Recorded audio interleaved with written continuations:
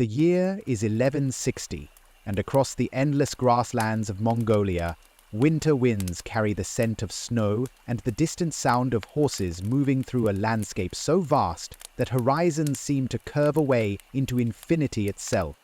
Here, where the earth meets sky in an unbroken line that stretches beyond human comprehension, a collection of scattered tribes lives according to rhythms as old as the steppes themselves, their existence shaped by forces that civilized peoples have forgotten, the migration patterns of animals, the turning of seasons that can mean the difference between abundance and starvation, the eternal relationship between human ambition and the pitiless mathematics of survival in one of the world's most unforgiving environments. Picture yourself standing on a low hill in the heart of this immense wilderness, where grass extends in every direction like a green ocean frozen in time, its surface rippling under winds that have traveled thousands of miles without encountering any obstacle more substantial than the scattered yurts that mark temporary camps of peoples whose entire civilization can be packed onto horseback and moved to new pastures within hours. The silence here possesses qualities unknown to settled lands, broken only by the calling of birds, whose migrations span continents, and the distant thunder of hoofbeats that announce the approach of riders, whose allegiances shift like the weather patterns that govern their nomadic existence. These are the Mongols, though that name means little in a world where tribal identity matters less than clan loyalty, where survival depends more upon the quality of one's horses than the antiquity of one's bloodline, where strength and cunning determine leadership while weakness invites swift and often brutal elimination. They called themselves by names that reflect the intimate geography of their wandering: the Tayitiad, masters of certain river valleys; the Merkits, controllers of specific hunting grounds; the Khwarezmids, followers of shamans whose spiritual authority extends across particular grazing territories. Their world knows no permanent boundaries, save those imposed by geography itself: mountain ranges too steep for horses, deserts too barren for sustained passage, forests too dense for the nomadic lifestyle that defines their essential character. The yurts that shelter them through the brutal Mongolian winters represent more than mere housing. They embody a perfect adaptation to the demands of mobile existence, their felt walls capable of withstanding winds that would destroy any permanent structure, while remaining light enough for rapid assembly and disassembly as the endless search for pasture requires constant movement. Imagine the interior of such a dwelling as the family gathers around the central fire, its smoke rising through the opening that connects earth to the eternal blue sky that Mongol shamans revere as the source of all spiritual authority. Here, beneath layers of fur and felt that provide protection against temperatures that can kill the unprepared, children learn the skills that will enable their survival. Horsemanship that makes rider and mount into a single creature, archery that can strike targets at distances that seem impossible to settled peoples, and the complex social negotiations that determine alliance and enmity in a world where today's friend may become tomorrow's deadly enemy. The horses that make nomadic life possible represent more than simple transportation. They constitute the foundation of Mongol civilization, their care and breeding consuming energies that sedentary peoples devote to agriculture and urban development.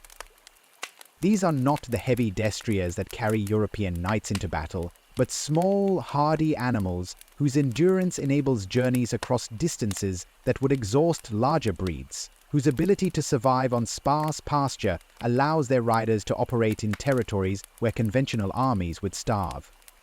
Picture a Mongol warrior as he tends his string of mounts, each animal trained for specific purposes: swift messengers for communication across vast distances, sturdy pack animals for carrying household goods during tribal migrations, and war horses whose training in battle maneuvers makes them as dangerous as the weapons their riders carry.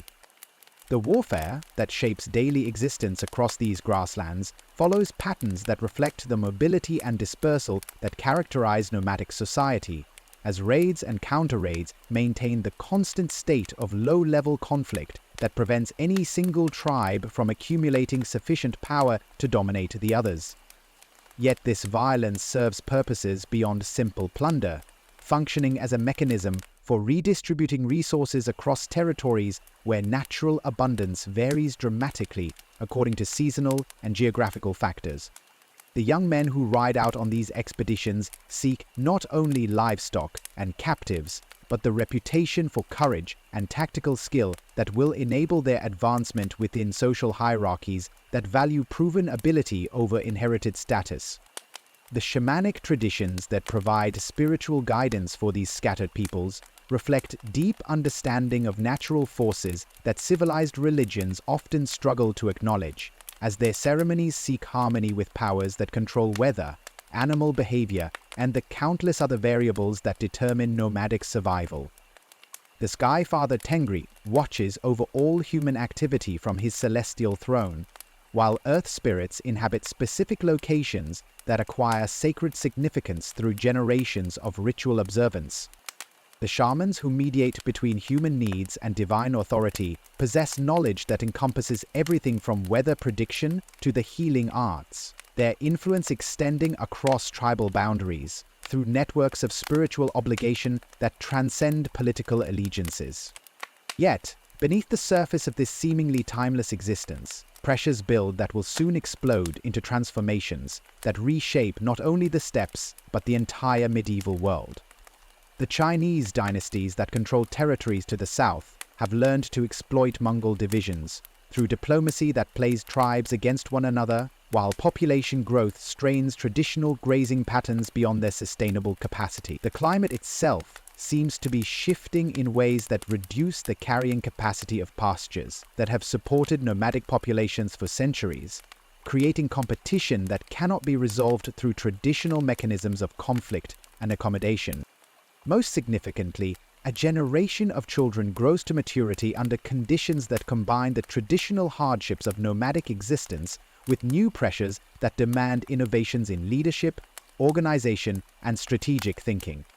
Among these children, scattered across various tribal camps, individuals emerge whose abilities transcend the conventional limitations of steppe society, their potential visible to those shamans whose spiritual sight penetrates the veils that hide future possibilities from ordinary perception. The world stands unknowing on the threshold of transformation that will see these scattered tribes unite under leadership that will carry their descendants from the steppes of Mongolia to the walls of Vienna, from the forests of Russia to the islands of Japan, creating an empire whose extent will dwarf every previous achievement in human conquest, while demonstrating that nomadic societies possess capabilities for organization and expansion that settled civilizations have never imagined possible.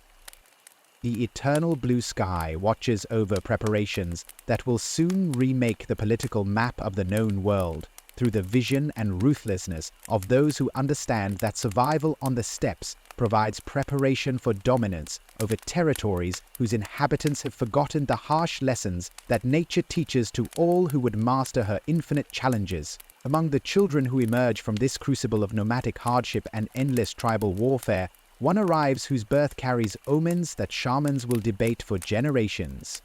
Though none among the scattered Mongol tribes can yet comprehend the magnitude of transformation that this single life will unleash upon the world,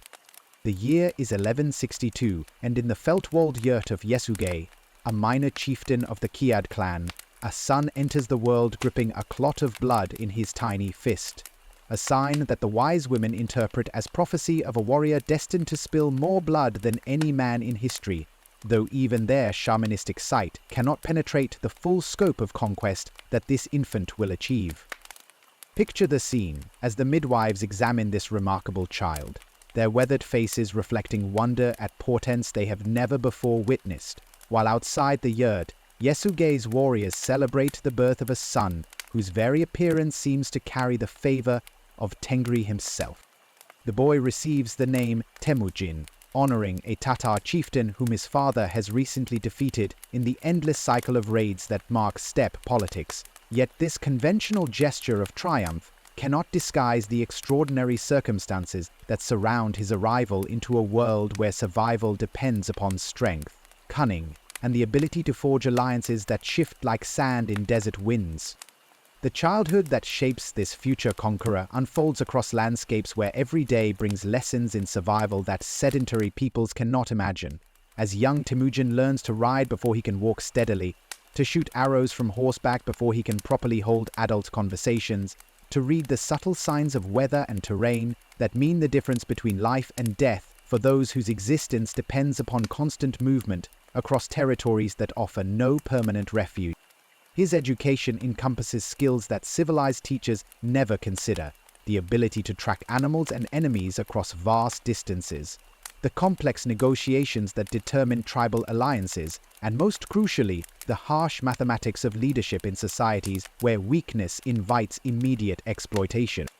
Yet, even within this demanding environment, Temüjin demonstrates qualities that distinguish him from his contemporaries, possessing an intelligence that grasps strategic implications beyond his years, while displaying the physical courage that earns respect from warriors whose standards for bravery have been shaped by lifetimes of mortal danger.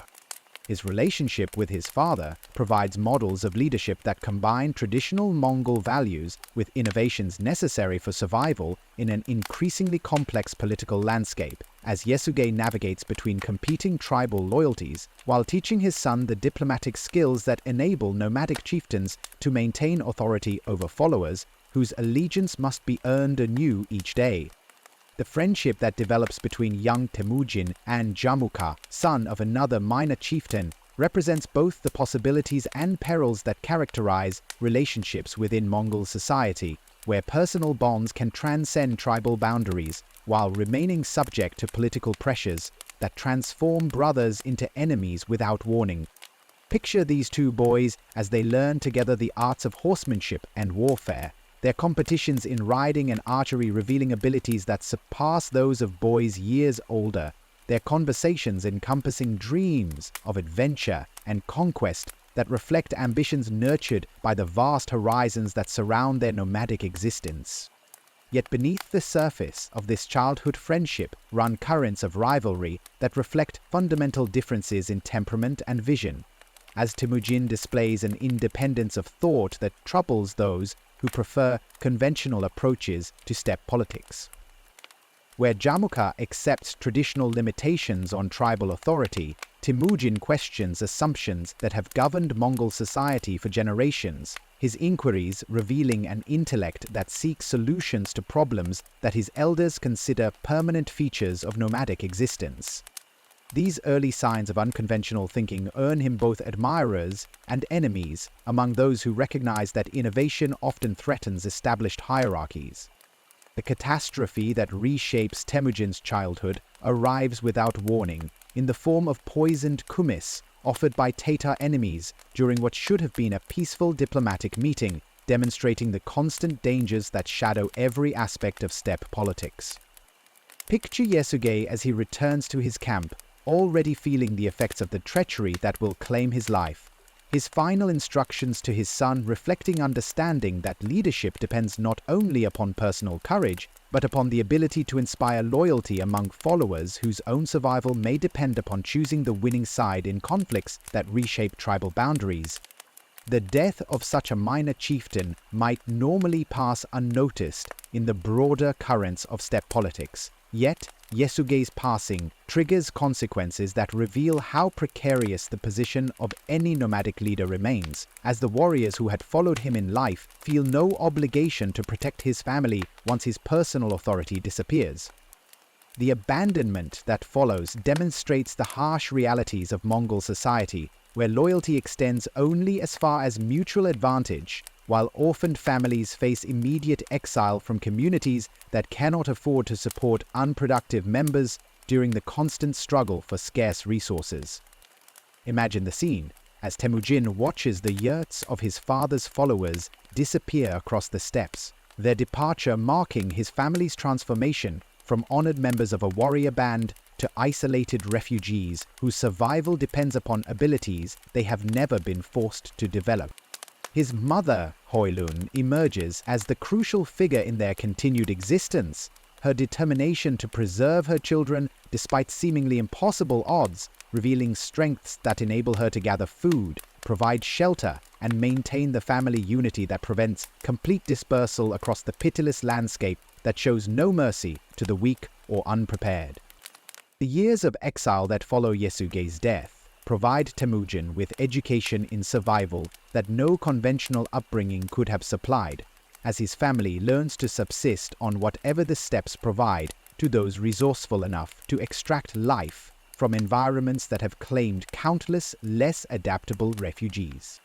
They gather roots and berries during brief summers, trap small animals when larger game proves elusive, and endure winters that test human endurance beyond normal limits while developing the self-reliance that will later enable Temüjin to understand the capabilities and limitations of peoples whose entire existence depends upon their ability to adapt to changing circumstances. Yet this harsh education also reveals aspects of Temüjin's character that might have remained hidden under normal circumstances, as leadership responsibilities thrust upon him by family necessity demonstrate capacities for organization and strategic thinking that transcend his years. When conflicts arise between family members whose desperation sometimes overcomes kinship obligations, his ability to mediate disputes and maintain unity reveals diplomatic skills that complement the physical courage he displays in protecting their meager resources from competing refugees who might otherwise overwhelm their small band through superior numbers. The incident that provides the first clear indication of Temüjin's potential for ruthless action unfolds when his half-brother Bekta's increasingly aggressive behavior threatens family survival, forcing the future conqueror to make decisions that would challenge adults, while demonstrating the calculating intelligence that will later enable him to eliminate enemies whose continued existence poses threats to his larger objectives. The killing of Bekta, justified by family necessity, but carried out with cold efficiency that astonishes even his own relatives, marks Temüjin's first exercise of the decisive violence that will characterize his approach to obstacles throughout his career.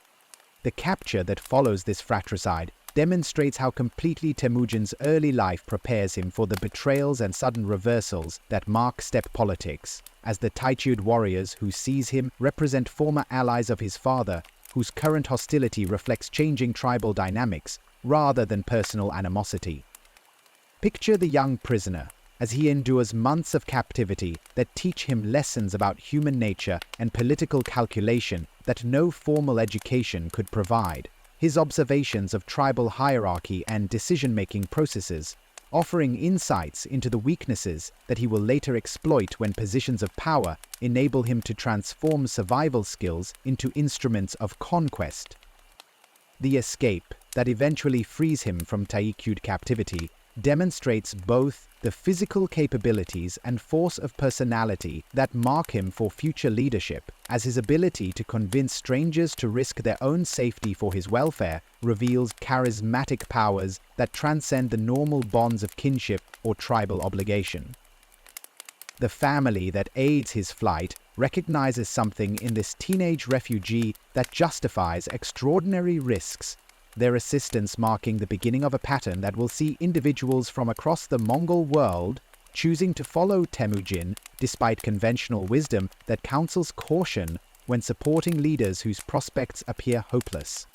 The reunion with his family that follows this escape marks the end of Temüjin's apprenticeship in survival, and the beginning of his education in the more complex arts of leadership that will enable him to transform scattered Mongol tribes into the instrument of world conquest. The adolescent who returns from Taijud captivity possesses abilities that have been forged in crucibles that test every aspect of human capability, while his understanding of both loyalty and betrayal has been deepened through experiences that reveal the fragile foundations upon which all political relationships ultimately rest. Yet even as family circumstances begin to improve through Temüjin's growing reputation and the alliances that his emerging leadership attracts, the lessons of exile and abandonment remain permanently embedded in his consciousness, shaping approaches to power and authority that will later distinguish his methods from those of conventional steppe leaders. The boy who had learned that survival depends upon personal capability rather than inherited position has become a young man whose vision encompasses possibilities for transforming Mongol society in ways that will enable unprecedented expansion beyond the traditional boundaries that have contained nomadic ambition for centuries.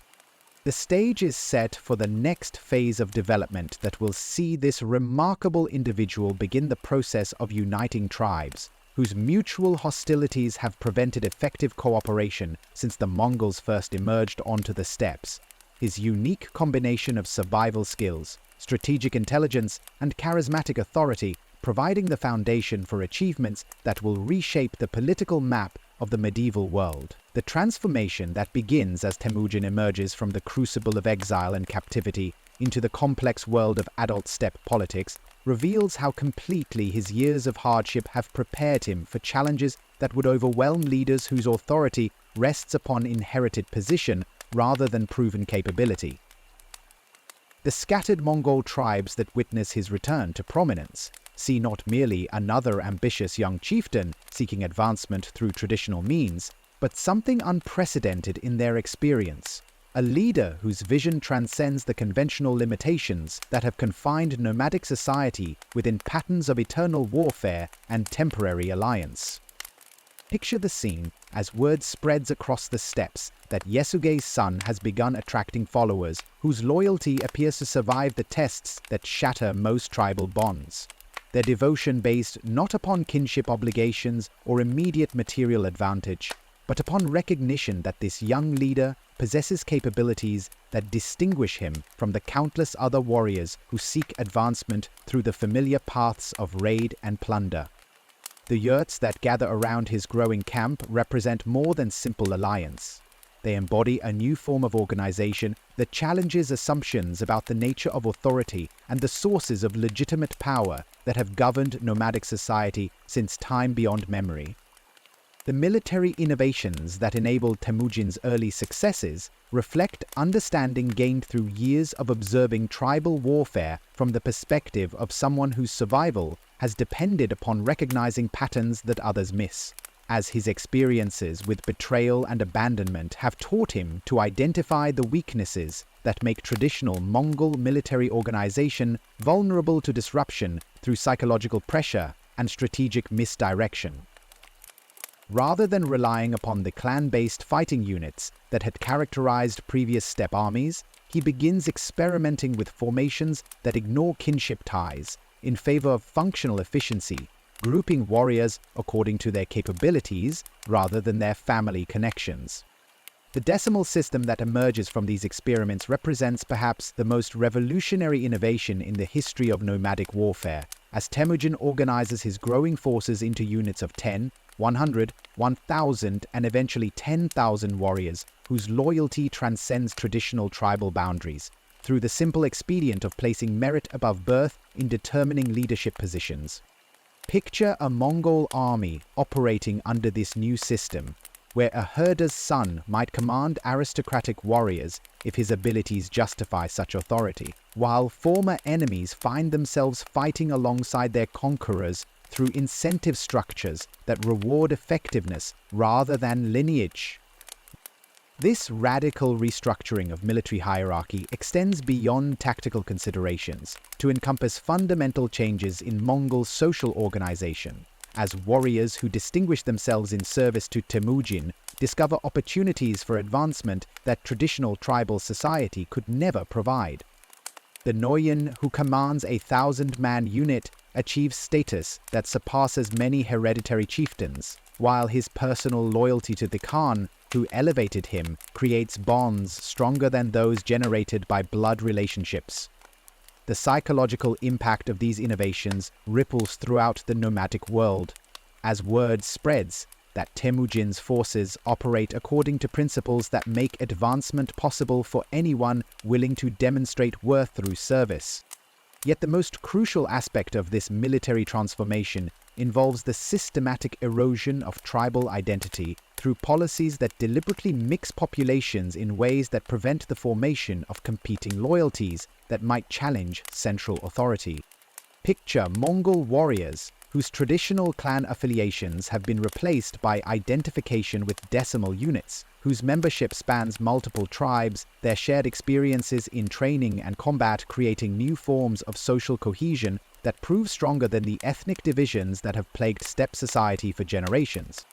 The brotherhood that develops within these mixed formations transcends previous limitations while creating a sense of common purpose that enables coordination on scales previously impossible within nomadic military organization.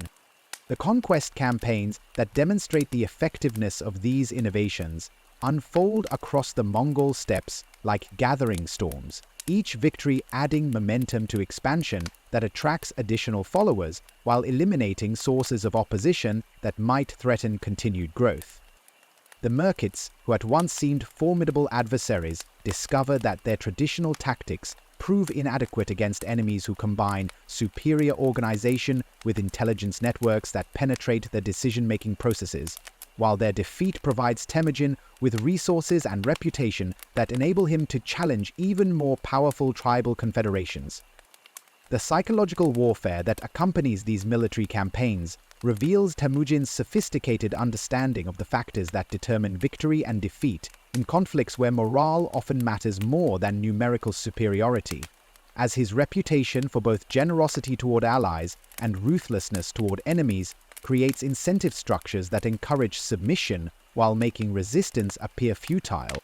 Picture the scene as news of his latest triumph spreads through enemy camps, carrying details of mercy shown to those who surrender promptly, while describing in graphic terms the fate awaiting communities that choose prolonged resistance. These carefully calibrated messages achieve strategic objectives without requiring the massive casualties that would weaken his forces through attrition. The integration of defeated enemies into Temüjin's expanding confederation demonstrates political wisdom that transcends simple military conquest, as his policies toward former adversaries balance the need for security against the advantages that diversity brings to his growing empire. Rather than enslaving conquered populations or driving them from their traditional territories, he offers opportunities for genuine advancement that transform yesterday's enemies into tomorrow's most loyal supporters. The Kherite and Naiman warriors, who find themselves commanding Mongol decimal units, discover that their new positions provide greater security and higher status than they had enjoyed under their original tribal leaders. The technological improvements that flow from this expanding confederation reveal how conquest enables innovations that benefit the entire nomadic world, as craftsmen and engineers from different tribal traditions combine their expertise to create weapons and equipment superior to anything previously available on the steppes. The composite bows that emerge from this process demonstrate range and power that surpass earlier designs, while improvements in arrow manufacture and cavalry equipment increase the effectiveness of forces that already enjoy significant tactical advantages over their remaining opponents. Yet, perhaps the most significant transformation involves the information networks that enable Temüjin to coordinate operations across distances that had previously made unified command impossible, as his decimal organization creates communication systems that can relay orders and intelligence throughout territories spanning hundreds of miles. Picture-mounted messengers racing across the steppes with communications that enable synchronization of attacks by forces that remain invisible to enemies who continue to operate according to traditional patterns of tribal warfare, their coordination making possible strategic combinations that multiply the effectiveness of individual unit actions. The religious dimensions of Temüjin's rise to power reveal his sophisticated understanding of the spiritual concerns that motivate nomadic peoples, as his public devotion to Tengri and respect for shamanic traditions reassure followers that success flows from divine favor rather than mere human ambition. The ceremonies that accompany his major victories incorporate elements from multiple tribal traditions, creating syncretic rituals that unite diverse populations while establishing his authority as mediator between human needs and celestial powers. The shamans who bless his campaigns speak of signs and portents that validate his claims to leadership, while interpreting his unprecedented successes as evidence of supernatural approval. The climactic confrontation with Jamukha, his childhood friend turned bitter rival, represents more than simple personal conflict. It embodies the struggle between traditional steppe politics and the revolutionary changes that Temüjin has introduced to nomadic society. Picture these former blood brothers as they face each other across battlefields, where the future direction of Mongol civilization will be determined. Their opposing armies representing competing visions of leadership and social organization that cannot coexist within the same political framework. The outcome of their struggle will determine whether the innovations that have enabled Temüjin's rise can survive the ultimate test against defenders of conventional tribal authority.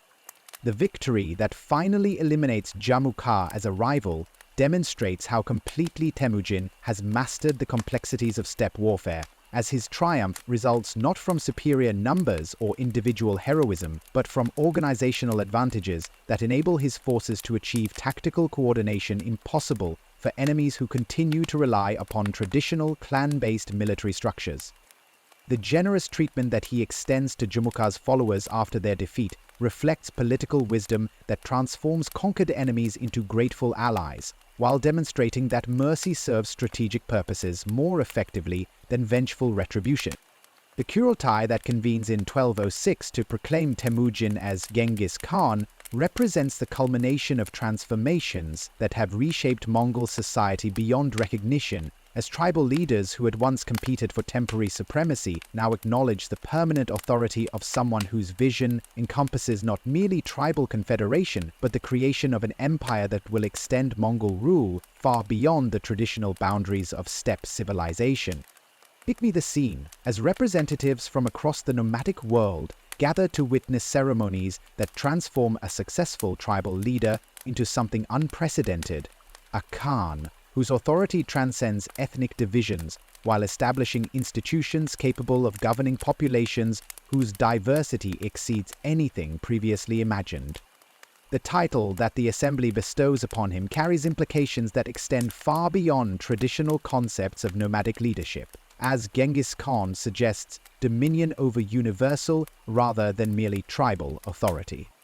The shamanic rituals that accompany his elevation invoke celestial approval for earthly power that will soon extend across continents, while the oaths of loyalty that tribal leaders swear establish relationships that transcend the temporary alliances that had characterized previous steppe politics.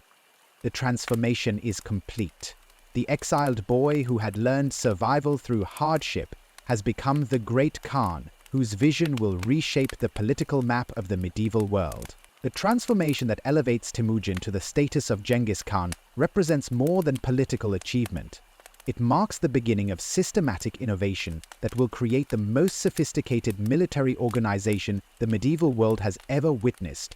as the lessons learned through decades of tribal warfare coalesce into revolutionary approaches to combat, logistics, and strategic planning that transcend every limitation that has previously constrained nomadic military capability.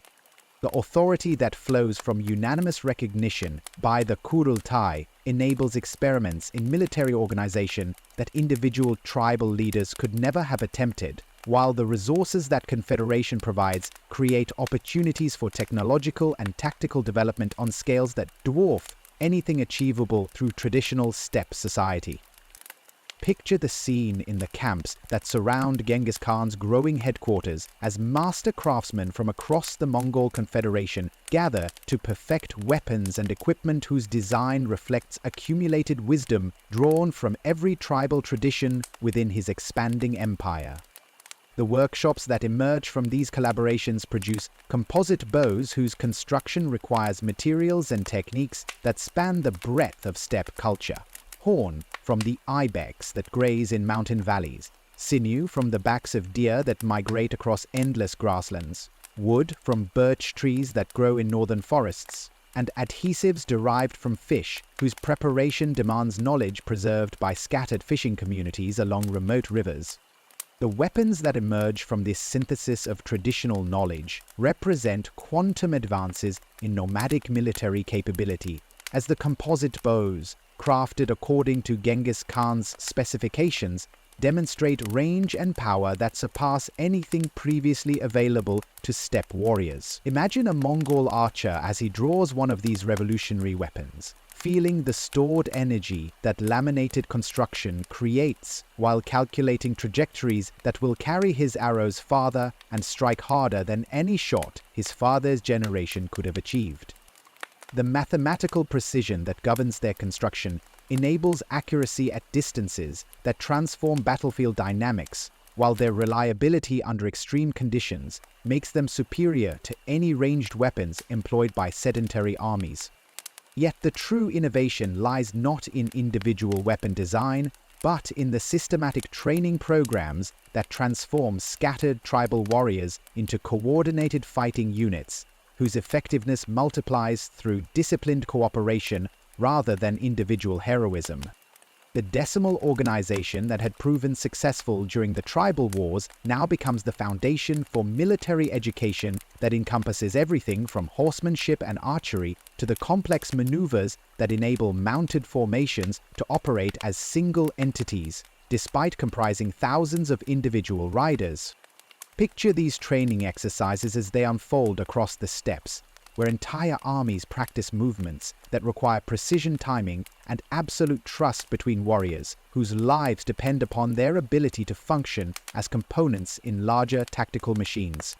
The horsemanship that provides the foundation for all Mongol military capability reaches new levels of sophistication under Genghis Khan's systematic approach to cavalry development, as his trainers perfect techniques that enable warriors to shoot accurately while riding at full gallop, to change mounts without breaking formation, and to coordinate complex battlefield maneuvers that combine the mobility of individual riders with the striking power of concentrated force.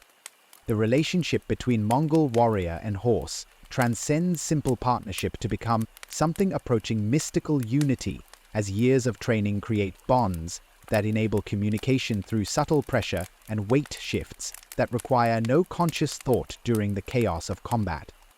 The intelligence networks that support these military innovations demonstrate Genghis Khan's understanding that information represents the most valuable weapon in any commander's arsenal,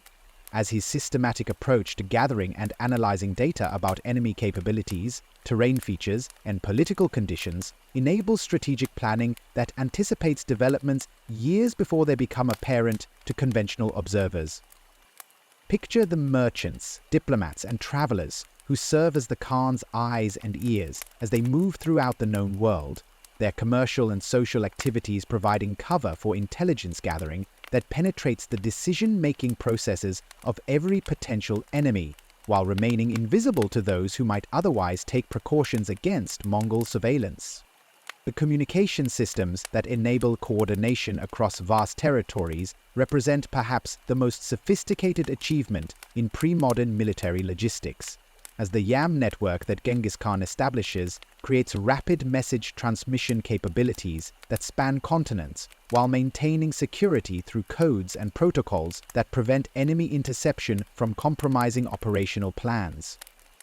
Imagine mounted messengers racing across predetermined routes where fresh horses await at precisely calculated intervals, their leather pouches containing orders that will coordinate attacks by forces separated by hundreds of miles, while maintaining synchronization that makes combined operations possible on scales previously unimaginable. The siege warfare capabilities that enable Mongol conquest of fortified cities represent successful adaptation of Chinese engineering knowledge to nomadic military requirements, as Genghis Khan's systematic recruitment of specialists in metallurgy, construction, and mechanical engineering provides his armies with technological advantages that overcome the traditional limitations that have confined steppe warfare to raids against unfortified targets. The Chinese engineers who enter Mongol service discover that their expertise can achieve greater impact serving nomadic conquerors than working within the bureaucratic constraints that had characterized their previous employment, while their innovations enabled the Khan's forces to reduce fortifications that had previously seemed impregnable. Picture the scene outside a besieged city. as Mongol forces deploy siege engines, whose design combines Chinese technical knowledge with nomadic requirements for mobility and rapid deployment. Their catapults and trebuchets, assembled from components that can be transported by pack animals across terrain that would challenge conventional siege trains.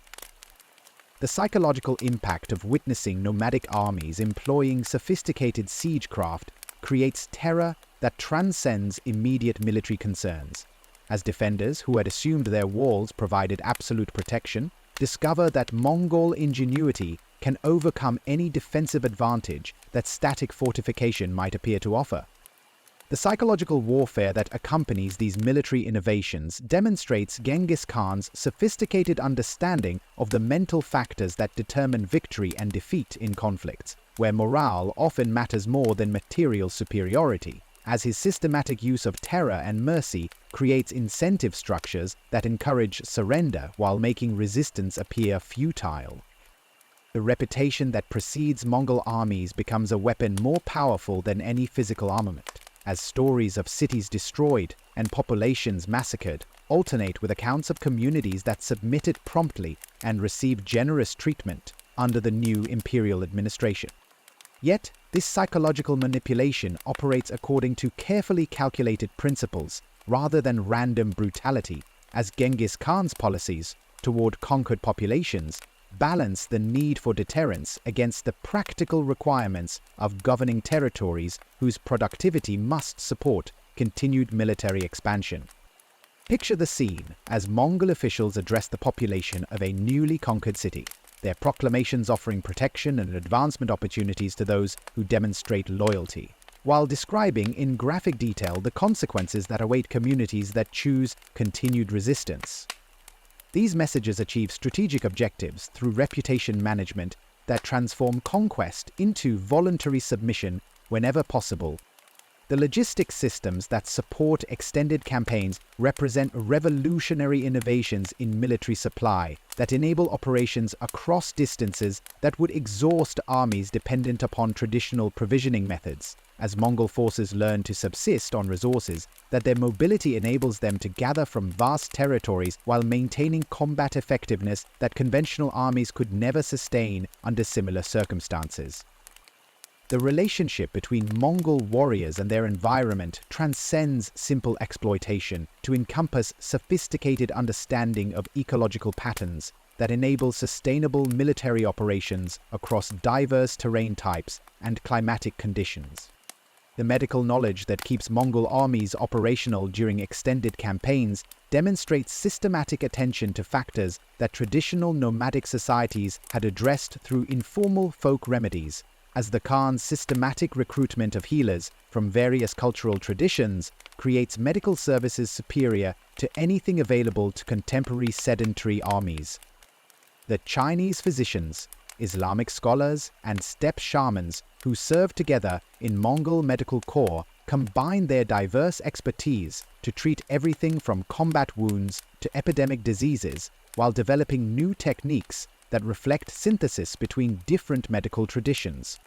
The administrative systems that govern this expanding military organization represent successful adaptation of Chinese bureaucratic methods to nomadic requirements for flexibility and rapid decision-making, as Genghis Khan's innovations in record-keeping and personnel management enable coordination of forces whose size and complexity exceed anything previously achieved by steppe societies. Picture the scribes and administrators who maintain the documentation that tracks individual warrior performance, unit equipment status, and strategic resource allocation across territories that span multiple climate zones and cultural regions. Their work enabling systematic optimization of military effectiveness through data analysis that anticipates modern approaches to organizational management. The technological development programs that emerge from Mongol conquest provide access to innovations from across the known world, as Chinese metallurgy, Islamic mathematics, and European engineering combine to create weapons and equipment superior to anything available to forces that remain confined within single cultural traditions. The workshops that produce Mongol military equipment become centers of international technological exchange, where craftsmen from different civilizations collaborate on projects that advance the state of military art beyond anything achievable through isolated development. The result of these comprehensive innovations transforms nomadic warfare from seasonal raiding into systematic conquest that can maintain momentum across years of continuous campaigning, while adapting to challenges that range from Arctic conditions to desert warfare, urban sieges to naval operations. The military machine that Genghis Khan creates represents the culmination of centuries of steppe military evolution, combined with the best technological and organizational knowledge available from sedentary civilizations, producing capabilities that will enable a nomadic confederation to conquer territories spanning from Korea to Hungary, while maintaining effective central control across distances that challenge the communication capabilities of medieval technology.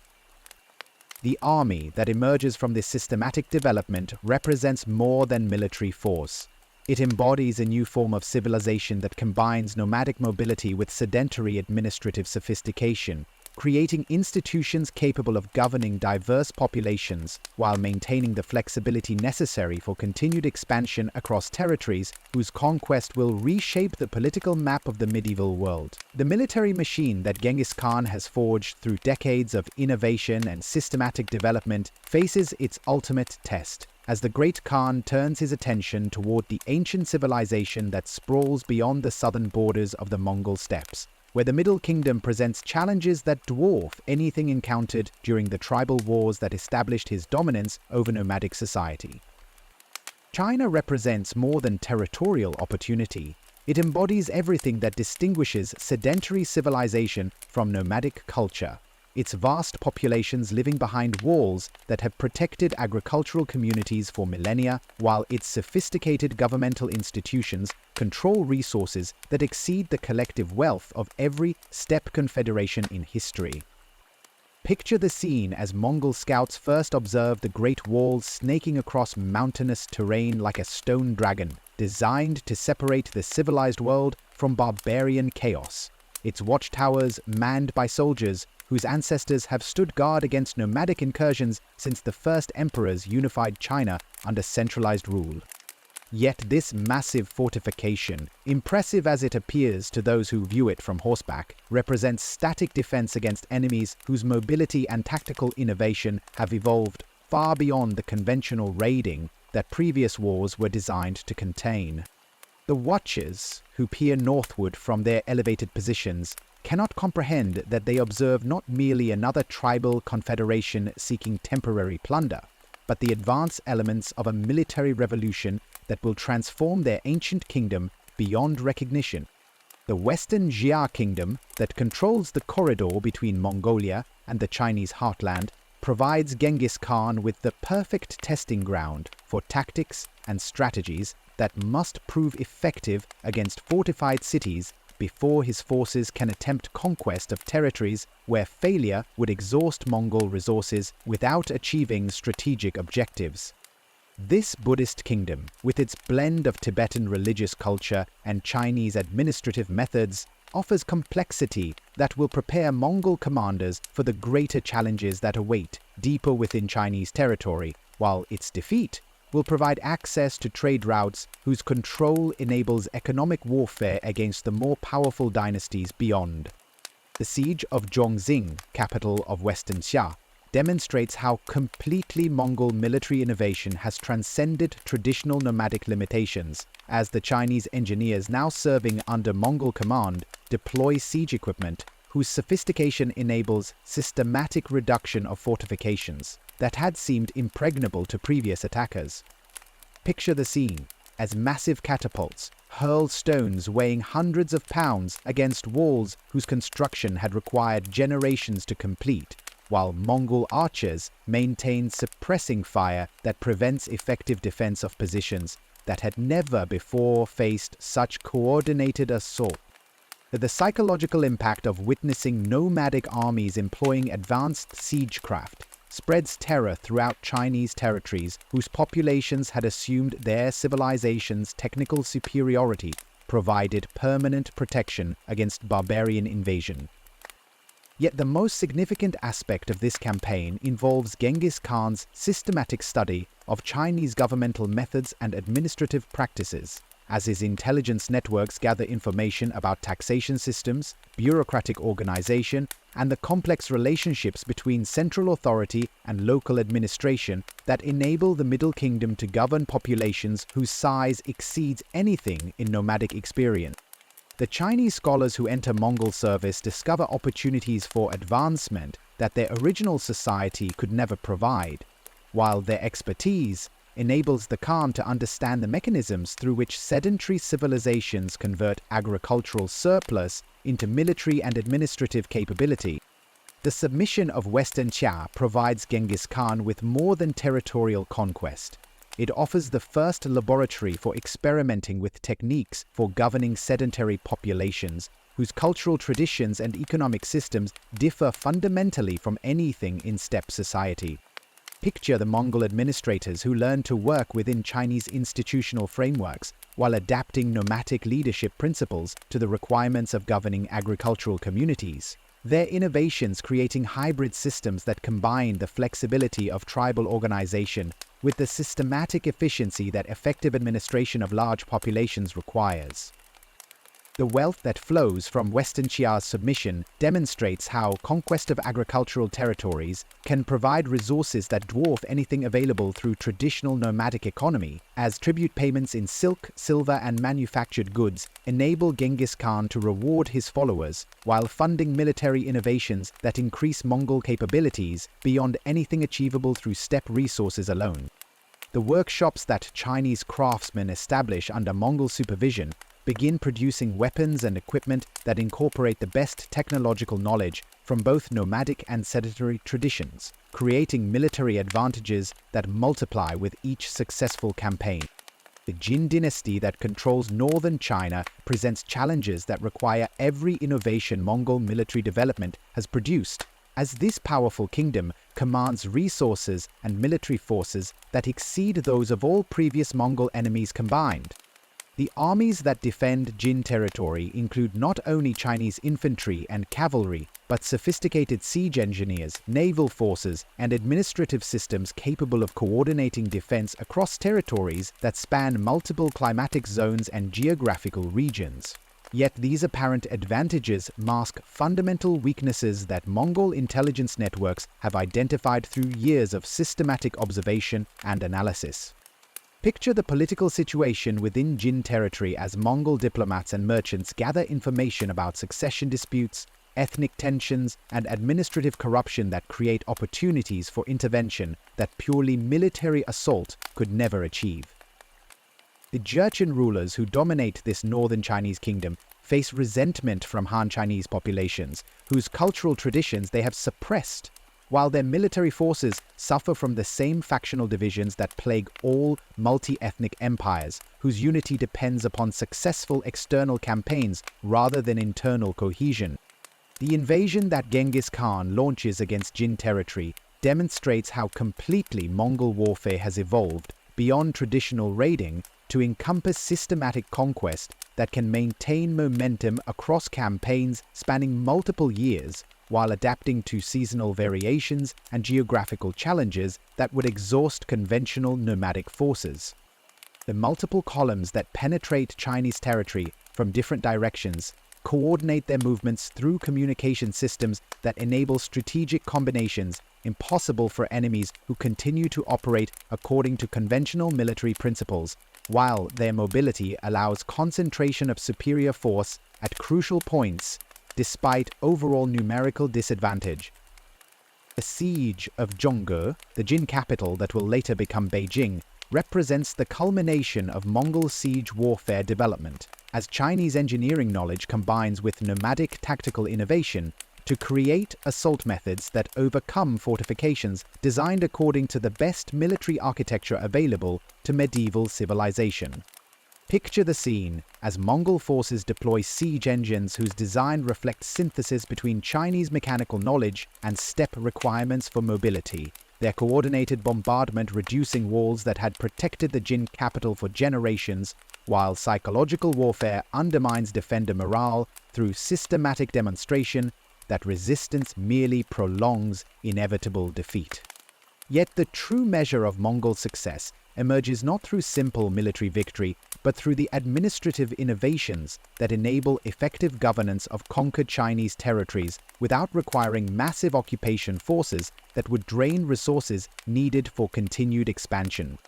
The Chinese bureaucrats who transfer their loyalty to Mongol service discover that the new regime offers opportunities for advancement based on merit rather than inherited status, while their expertise in taxation, record-keeping, and population management enables the Khan's government to extract resources more efficiently than previous Chinese rulers had achieved. The integration of Chinese technological knowledge into Mongol military and administrative systems represents one of history's most successful examples of cultural synthesis, as innovations in metallurgy, engineering, and organizational management combine with nomadic flexibility and strategic vision to create capabilities that exceed anything achievable by either tradition independently.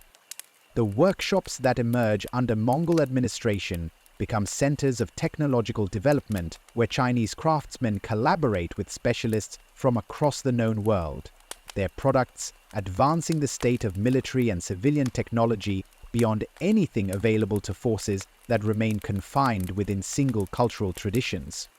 The transformation of Mongol society that accompanies Chinese conquest extends far beyond simple acquisition of wealth and territory to encompass fundamental changes in lifestyle, values, and cultural identity that will shape the development of the emerging empire for generations. Picture Mongol nobles as they adapt to life in Chinese palaces, their traditional yurts replaced by architectural complexes whose sophistication reflects aesthetic sensibilities developed through millennia of sedentary civilization, while their children learn Chinese literary traditions alongside the horsemanship and archery skills that connect them to their nomadic heritage. The economic revolution that flows from Chinese conquest creates opportunities for trade and manufacturing that transform the Mongol world from subsistence pastoral economy to the foundation of commercial networks that span continents, as Chinese silk, porcelain, and manufactured goods find markets throughout Europe and the Islamic world while generating profits that fund continued military expansion. The silver that flows through these commercial channels enables Genghis Khan to maintain armies whose size and equipment exceed anything previously possible within nomadic society, while Chinese administrative expertise creates governmental institutions capable of coordinating activities across territories whose extent challenges the communication capabilities of medieval technology. The strategic implications of Chinese conquest extend far beyond immediate territorial gains to encompass transformation of Mongol capabilities that makes global expansion possible, as Chinese resources provide the foundation for campaigns that will carry Mongol armies from Korea to Hungary, while Chinese administrative knowledge enables governance of conquered territories without the massive garrison forces that would otherwise be required. The empire that emerges from this synthesis between nomadic military innovation and Chinese governmental sophistication represents something unprecedented in human history, a political organization capable of conquering and governing territories that span multiple continents while maintaining effective central control across distances that dwarf every previous achievement in imperial administration. The wealth that Chinese conquest provides transforms Mongol strategic possibilities from regional to global scale, as tribute payments and commercial profits enable military operations that can sustain themselves across campaigns lasting years, while maintaining equipment and personnel standards that exceed anything available to enemies who remain dependent upon more limited resource bases.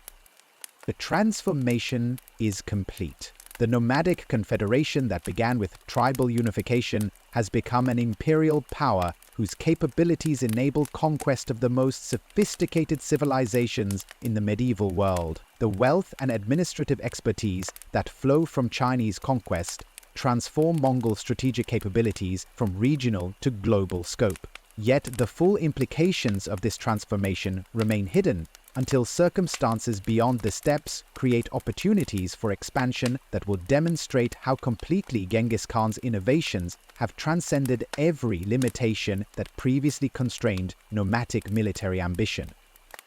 The empire that emerges from successful governance of Chinese territories possesses resources sufficient to support campaigns across any distance that medieval communication can coordinate, while the administrative systems adapted from Chinese bureaucracy enable logistical planning that can sustain armies through multi-year operations in territories whose conquest requires capabilities that no previous nomadic confederation could have imagined.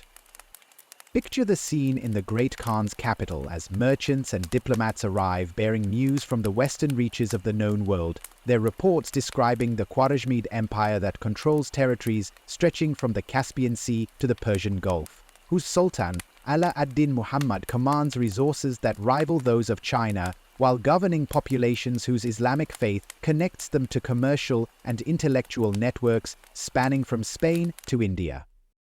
This distant realm initially represents nothing more than potential trading partner whose wealth might provide additional revenue for Mongol expansion, yet the cultural arrogance and political miscalculation that characterizes Khwarezmid diplomacy will soon transform commercial opportunity into the catalyst for conquest that carries Mongol arms farther west than any previous steppe expansion has penetrated. The embassy that Genghis Khan dispatches to establish diplomatic and commercial relations with the Khwarezmid Empire embodies the sophisticated approach to international affairs that his administration has developed through successful integration of Chinese governmental methods with traditional nomadic flexibility. These are not crude barbarian envoys seeking tribute through intimidation, but skilled diplomats whose understanding of protocol and commercial law reflects the cosmopolitan character that Mongol government has acquired through systematic recruitment of expertise from conquered civilizations. Their mission seeks mutual benefit through trade agreements that would enrich both empires while establishing the peaceful relationships that enable sustained commercial development.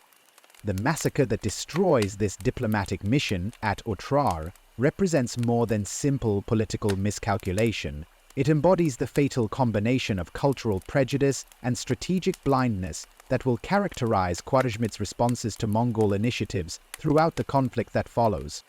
Picture the scene as the governor of this border city orders the execution of merchants whose credentials clearly establish their diplomatic status, his decision reflecting assumptions about nomadic capabilities that had become obsolete decades earlier during the tribal wars that forged Genghis Khan's revolutionary military organization.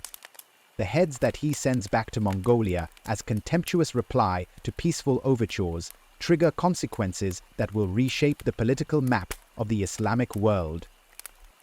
The strategic planning that follows this provocation demonstrates how completely Mongol governmental sophistication has evolved beyond the reactive patterns that had characterized previous nomadic responses to insult or injury, as Genghis Khan's systematic approach to the coming campaign encompasses not only military operations but diplomatic initiatives designed to exploit the ethnic and religious divisions that weaken Khwarezmid unity. The intelligence networks that had proven so valuable during Chinese campaigns now extend their operations across Central Asia and Persia, gathering information about political conditions, military capabilities, and economic resources that enabled strategic planning, whose scope exceeds anything attempted by previous conquerors. The army that assembles for this Western expedition represents the culmination of 2 decades of military innovation and systematic development, as forces drawn from across the expanding Mongol Empire demonstrate capabilities that synthesize the best military knowledge available from nomadic, Chinese, and Islamic traditions. Picture these diverse units as they conduct final training exercises on the steppes west of Mongolia, their coordination reflecting discipline that transcends ethnic and cultural boundaries, while their equipment incorporates technological innovations that provide advantages over any forces they might encounter during the campaigns ahead. The invasion, that erupts across the Sirdaya River in 1219, unfolds with speed and coordination that overwhelms defenders whose strategic planning has failed to anticipate either the scale of Mongol military capability or the systematic approach that enables sustained operations across territories whose extent challenges every assumption about nomadic warfare. The multiple columns that penetrate Khwarezmid territory from different directions coordinate their movements through communication systems that enable strategic combinations impossible for enemies, who continue to operate according to conventional military principles, while their mobility allows concentration of superior force at crucial points, despite defending advantages in familiar terrain. The siege of Bokhara provides the first demonstration of how Mongol siege warfare has adapted Chinese engineering knowledge to requirements for rapid conquest of urban centers whose reduction must proceed quickly enough to maintain strategic momentum across territories that require systematic occupation rather than simple pillaging. Picture the scene as the great commercial center that had served as a nexus for trade between East and West finds itself surrounded by armies whose siege equipment demonstrates technological sophistication that the defenders had never imagined nomadic forces could possess. While psychological warfare operations undermine civilian morale through systematic demonstration that resistance merely prolongs inevitable catastrophe. The destruction that follows Bukhara's capture represents more than military necessity. It embodies a calculated demonstration designed to encourage surrender elsewhere while eliminating sources of potential rebellion that might threaten Mongol control over territories whose governance requires resources that cannot be diverted to suppressing continued resistance. The flames that consume centuries of accumulated wealth and learning send messages throughout the Islamic world that Mongol conquest brings consequences exceeding anything that traditional warfare had imposed upon defeated cities, while the systematic nature of the destruction demonstrates organizational capabilities that transcend random barbarian violence. Yet the most significant aspect of this campaign involves the pursuit of Sultan Muhammad that carries Mongol forces across the breadth of the Islamic world in operations that demonstrate how completely nomadic mobility can dominate sedentary military systems when applied through strategic vision that understands the relationship between political and military objective. Picture Jebe and Subutai as they lead the most mobile Mongol forces across Persia and into the Caucasus, their relentless advance forcing the Khwarezmid ruler into increasingly desperate flight that strips his government of legitimacy while providing Mongol commanders with intelligence about territories that will soon face systematic conquest. The devastation of Samarkand provides another example of systematic destruction designed to eliminate centers of potential resistance while demonstrating Mongol capabilities to populations throughout Central Asia whose surrender might obviate the need for additional sieges. The craftsmen who survive this catastrophe find themselves conscripted into Mongol service, their skills contributing to military engineering capabilities that improve with each campaign, while their knowledge of local conditions provides intelligence that enables more effective governance of conquered territories. The administrative innovations that emerge from governing these newly conquered territories demonstrate how successfully Mongol governmental systems have adapted to the challenge of ruling populations whose cultural and religious traditions differ completely from anything in their previous experience. Picture Mongol administrators as they worked with Islamic scholars and Persian bureaucrats to create hybrid governmental systems that preserve essential elements of local law and custom while establishing the systematic taxation and military recruitment that imperial administration requires.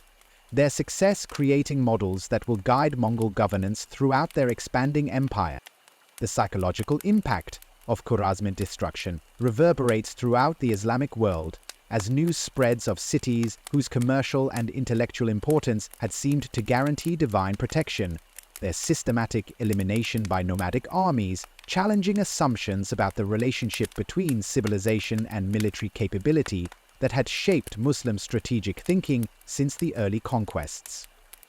The refugees who flee westward carry stories of devastation whose scope exceeds anything in Islamic historical memory, while their descriptions of Mongol military organization reveal capabilities that traditional Middle Eastern armies cannot match. The wealth that Mongol forces extract from Khwarezmid territories provides resources that enable expansion on scales previously unimaginable, as the accumulated treasure of centuries flows eastward to Mongolia, while funding continued military operations that can sustain themselves indefinitely through systematic exploitation of conquered populations. The Chinese administrative expertise that enables efficient resource extraction transforms conquest from temporary raid into permanent acquisition, creating economic foundations for imperial expansion that transcends every previous limitation imposed by nomadic resource constraints. The diplomatic revolution that accompanies military conquest extends Mongol influence far beyond the boundaries of direct territorial control, as the systematic destruction of Khwarezmid power creates opportunities for intervention throughout the Middle East while demonstrating to potential enemies that resistance brings consequences exceeding any possible benefit from continued independence. Picture ambassadors throughout the Islamic world as they debate responses to Mongol expansion, whose implications extend far beyond immediate territorial threats to encompass challenges to the fundamental assumptions upon which medieval political systems have been constructed. The technological synthesis that emerges from Khwarezmid conquest combines Chinese engineering knowledge with Islamic mathematical and scientific traditions, creating innovations in military and civilian technology that advance Mongol capabilities beyond anything achievable through reliance upon single cultural traditions. The workshops that emerge under Mongol administration become centers of international technological exchange where craftsmen from different civilizations collaborate on projects that anticipate developments that will not appear elsewhere for centuries. The strategic implications of Western conquest extend far beyond immediate territorial gains to encompass transformation of Mongol capabilities that makes European expansion possible, as the routes that Mongol armies have pioneered across Central Asia and Persia provide access to territories whose conquest will require every innovation that 2 decades of systematic military development have produced.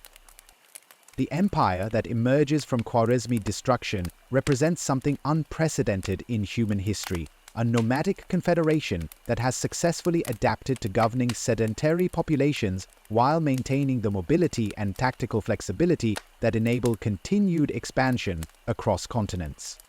The campaign that began with commercial overtures and diplomatic massacre concludes with the establishment of Mongol hegemony across territories that span from the Great Wall of China to the shores of the Black Sea, while opening pathways for future expansion that will carry the descendants of steppe nomads to the gates of Vienna and the borders of Egypt.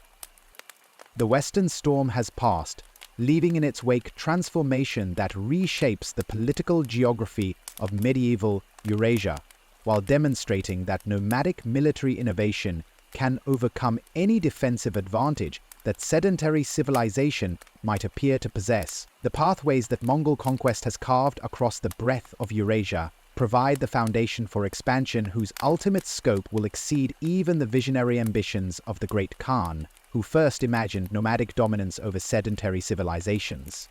Yet the transformation from regional to global empire requires leadership transitions that test every institutional innovation that Genghis Khan has created to ensure continuity beyond his personal authority.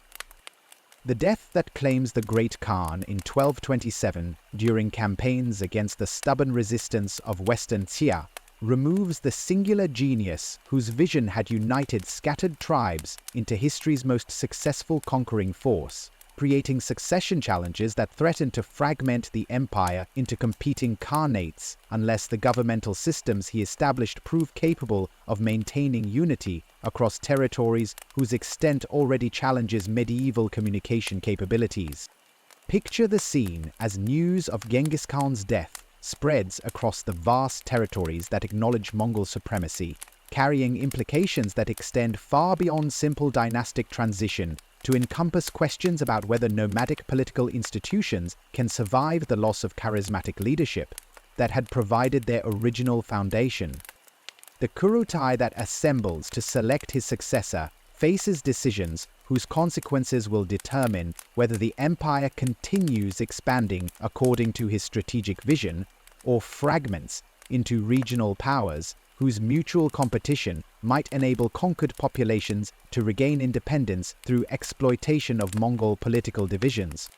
The selection of Ogedai Khan as Great Khan represents triumph for principles of institutional continuity over personal ambition, as the assembly chooses the candidate whose administrative capabilities and diplomatic skills seem best suited to governing an empire, whose complexity has transcended anything that traditional nomadic leadership had been designed to manage. Picture this remarkable ruler as he assumes authority over territories that span multiple continents while encompassing populations whose diversity exceeds anything in human political experience. His challenge involving not only continued military expansion, but the creation of governmental systems capable of maintaining effective central control across distances that dwarf every previous achievement in imperial administration.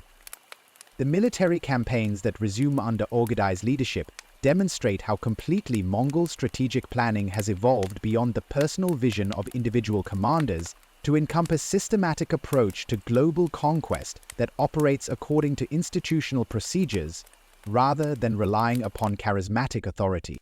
The invasion of Europe that erupts across multiple fronts in the late 1230s unfolds with coordination that reflects planning capabilities whose sophistication enables strategic combinations across territories separated by thousands of miles, while the forces that execute these operations demonstrate capabilities that synthesize every innovation that 3 decades of continuous warfare have produced.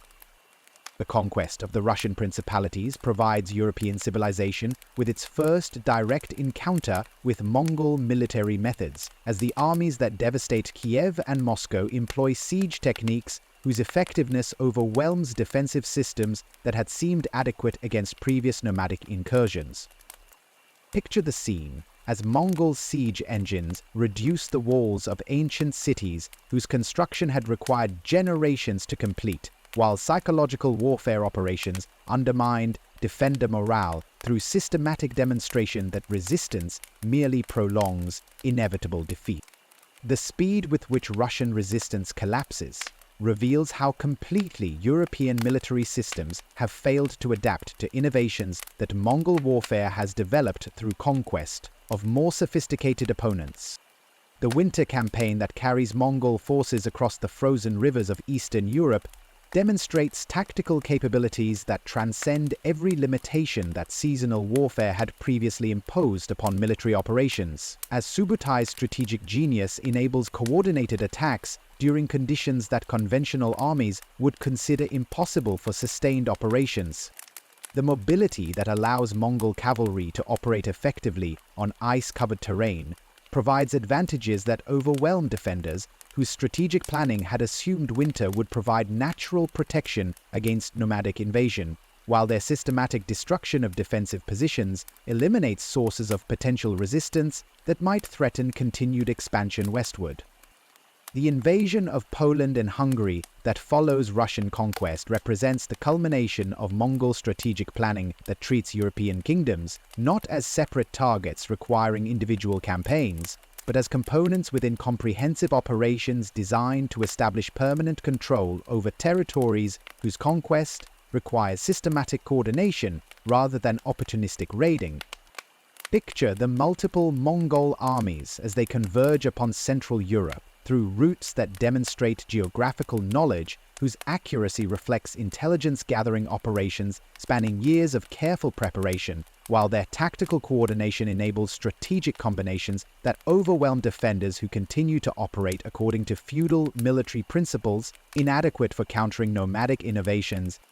The Battle of Mohi that destroys Hungarian resistance provides the most dramatic demonstration of how completely Mongol tactical innovations have transcended European military capabilities, as Subutai's forces demonstrate coordination and flexibility that enable victory over defenders who possess apparent advantages in numbers, equipment, and familiar terrain. and the systematic destruction of Hungarian military power opens pathways for continued expansion toward the Atlantic coast, while eliminating the last major obstacle to Mongol domination of European territories, whose conquest would complete the western phase of global expansion that Genghis Khan had envisioned. Yet the death of Ögedei Khan that interrupts these European campaigns demonstrates how personal authority continues to influence imperial operations despite institutional innovations designed to ensure governmental continuity, as the succession crisis that follows his passing forces withdrawal of Mongol armies from territories whose conquest had seemed imminent. Picture Batu Khan as he reluctantly abandons plans for advancing into Western Europe while his forces return eastward to participate in Kurultai deliberations, whose outcome will determine the future direction of imperial expansion, their departure providing European civilization with reprieve that enables defensive preparations against future Mongol campaigns that never materialize. The reign of Mongke Khan that emerges from this succession struggle represents the apex of Mongol imperial achievement, as his administration demonstrates governmental capabilities that enable effective coordination of activities across territories spanning from Korea to Hungary, while maintaining military forces capable of simultaneous operations in China, the Middle East, and potential European campaigns.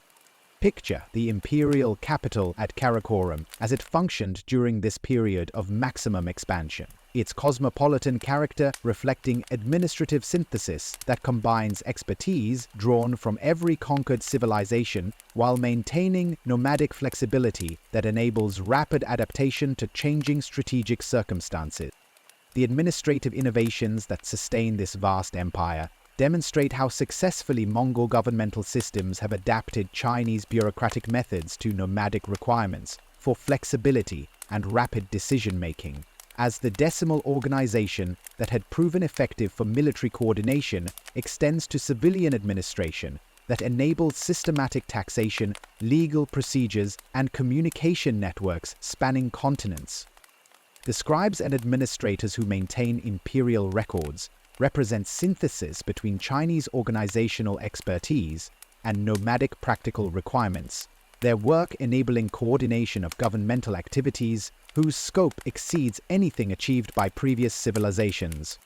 The economic integration that accompanies political unification creates commercial networks that connect territories whose trade had previously been limited by political boundaries and cultural barriers, as Mongol control over routes spanning from Europe to China enables merchant activities whose volume and geographic scope transcend anything achievable under fragmented political systems. Picture caravans as they move under Mongol protection across territories that had been inaccessible to international commerce for centuries, their safe passage guaranteed by imperial authority that transcends local political divisions, while their cargo demonstrates how conquest can create opportunities for economic development that benefit both conquerors and conquered populations. The religious policies that govern this diverse empire reflect sophisticated understanding of political realities that require accommodation with local traditions while maintaining imperial unity, as Mongol rulers demonstrate pragmatic tolerance that enables effective governance of populations whose spiritual commitments span the breadth of human religious experience. The debates that occur at Mongke's court between Christian missionaries, Islamic scholars, Buddhist monks, and Confucian administrators create intellectual synthesis that anticipates modern approaches to cultural diversity while providing practical solutions to governmental challenges that arise from ruling populations whose fundamental beliefs often conflict with one another. The technological development that flourishes under imperial patronage combines innovations from across the known world, as Chinese engineering knowledge collaborates with Islamic mathematical traditions, European metallurgy, and nomadic practical requirements to create advances in military and civilian technology that exceed anything achievable through isolated cultural development. The workshops that operate under Mongol administration become centers of international technological exchange, where craftsmen from different civilizations collaborate on projects whose innovations will influence technological development for centuries beyond the empire's eventual dissolution. The legal synthesis that emerges from governing diverse populations demonstrates how Mongol administrative flexibility enables creation of hybrid systems that preserve essential elements of local law while establishing imperial procedures necessary for maintaining unity across territories whose legal traditions had developed independently for millennia. Picture Mongol judges as they apply principles drawn from nomadic custom, Chinese administrative law, Islamic jurisprudence, and European feudal practices to create legal decisions that serve imperial interests while respecting local expectations about justice and governmental authority. The military capabilities that sustain this empire represent the culmination of nomadic military evolution combined with technological innovations drawn from every conquered civilization, as Mongol armies demonstrate coordination and flexibility that enable simultaneous operations across multiple continents while maintaining standards of training and equipment that exceed anything available to forces that remain confined within single cultural traditions.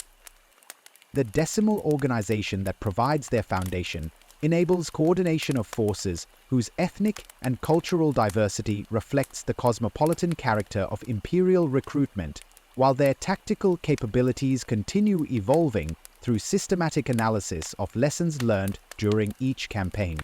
The intelligence networks that enable imperial coordination span continents through communication systems that combine nomadic practical requirements with Chinese administrative methods and Islamic commercial practices, creating information gathering and transmission capabilities whose efficiency enables governmental coordination across distances that challenge the technological limitations of medieval civilization.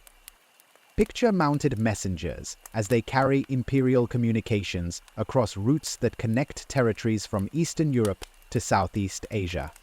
Their systematic operations enabling coordination of activities whose geographic scope exceeds anything previously achieved in human political organization. The empire that reaches its apex under Genghis Khan represents more than territorial conquest. It embodies successful synthesis between nomadic military innovation and sedentary administrative sophistication that creates governmental capabilities transcending any previous achievement in human political development.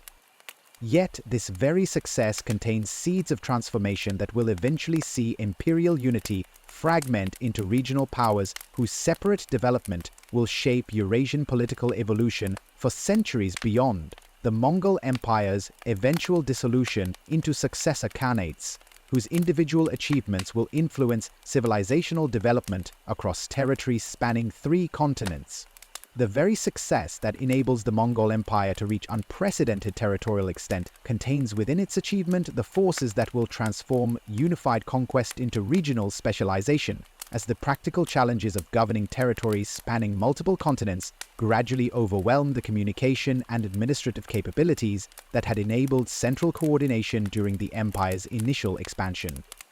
The death of Genghis Khan in 1259 removes the last ruler whose personal authority could maintain unity across distances that strain medieval technology beyond its operational limits, while the succession struggle that follows reveals how completely the empire's regional components have developed separate identities that reflect adaptation to local conditions, rather than loyalty to distant imperial capitals. Picture the scene as news of the Great Khan's death reaches the scattered armies and administrative centers that maintain Mongol authority across Eurasia. Each regional commander forced to choose between competing claimants whose legitimacy depends upon support from populations whose interests have diverged through decades of separate development.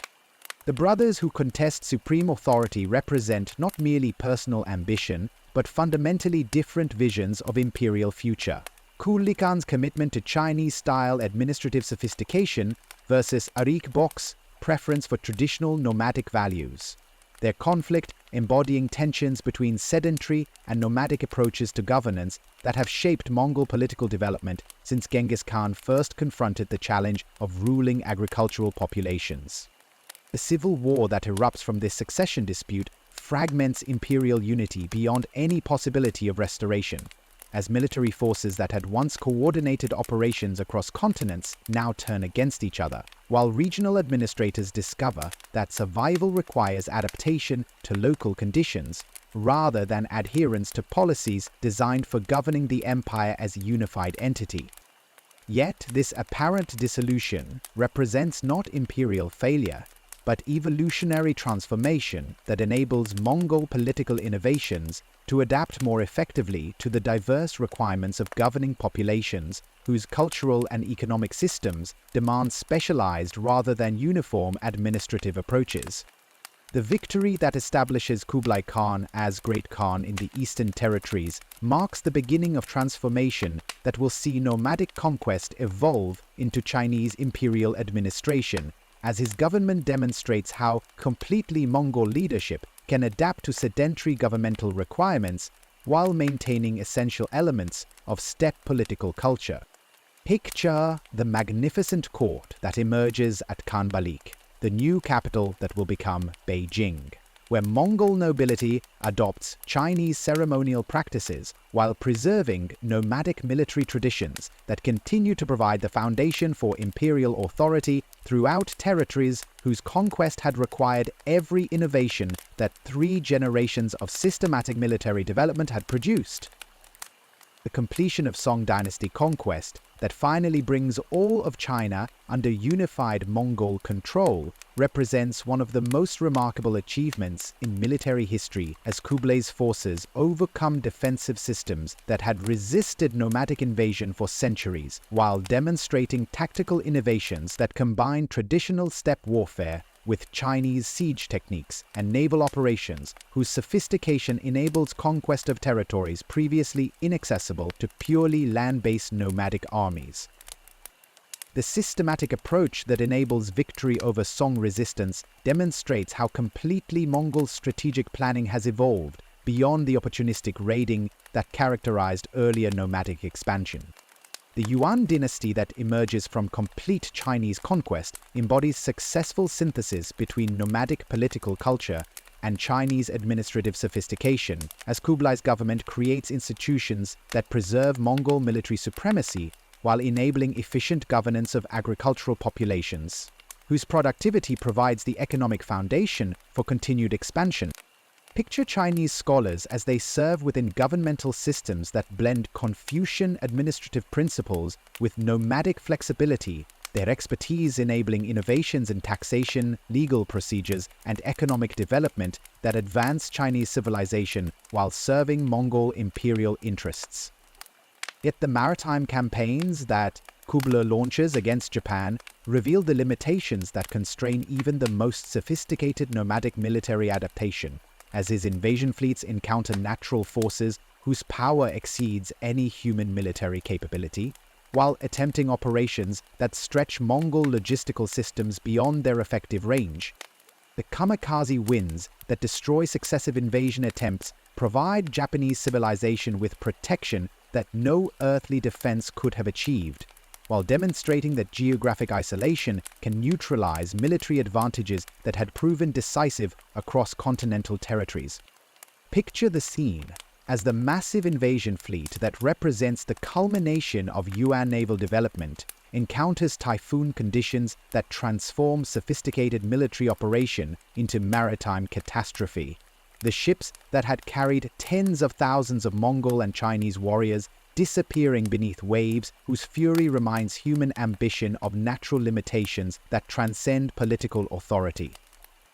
The survivors who struggle back to Chinese shores carry reports of defeat that marks the first major failure of Mongol military expansion, while the resources expended in these unsuccessful campaigns drain imperial finances without achieving strategic objectives that might have justified their enormous cost. Meanwhile, in the Western territories that have developed separate administrative systems during decades of independent operation, the Golden Horde that controls Russian territories demonstrates how nomadic political culture can adapt to governing sedentary populations while maintaining essential elements of steppe identity that distinguish Mongol rule from simple foreign occupation. The capital at Sarai becomes the center for governmental innovation that combines traditional nomadic flexibility with administrative methods adapted from both Chinese and Islamic precedents, creating hybrid institutions that enable effective governance across territories whose cultural diversity requires sophisticated approaches to maintaining political unity. Picture Russian princes as they journey to Sarai to receive confirmation of their authority from Mongol overlords, whose power rests upon military superiority that no combination of European forces can challenge, while their tribute payments provide resources that enable continued Mongol expansion into territories that had never acknowledged nomadic supremacy.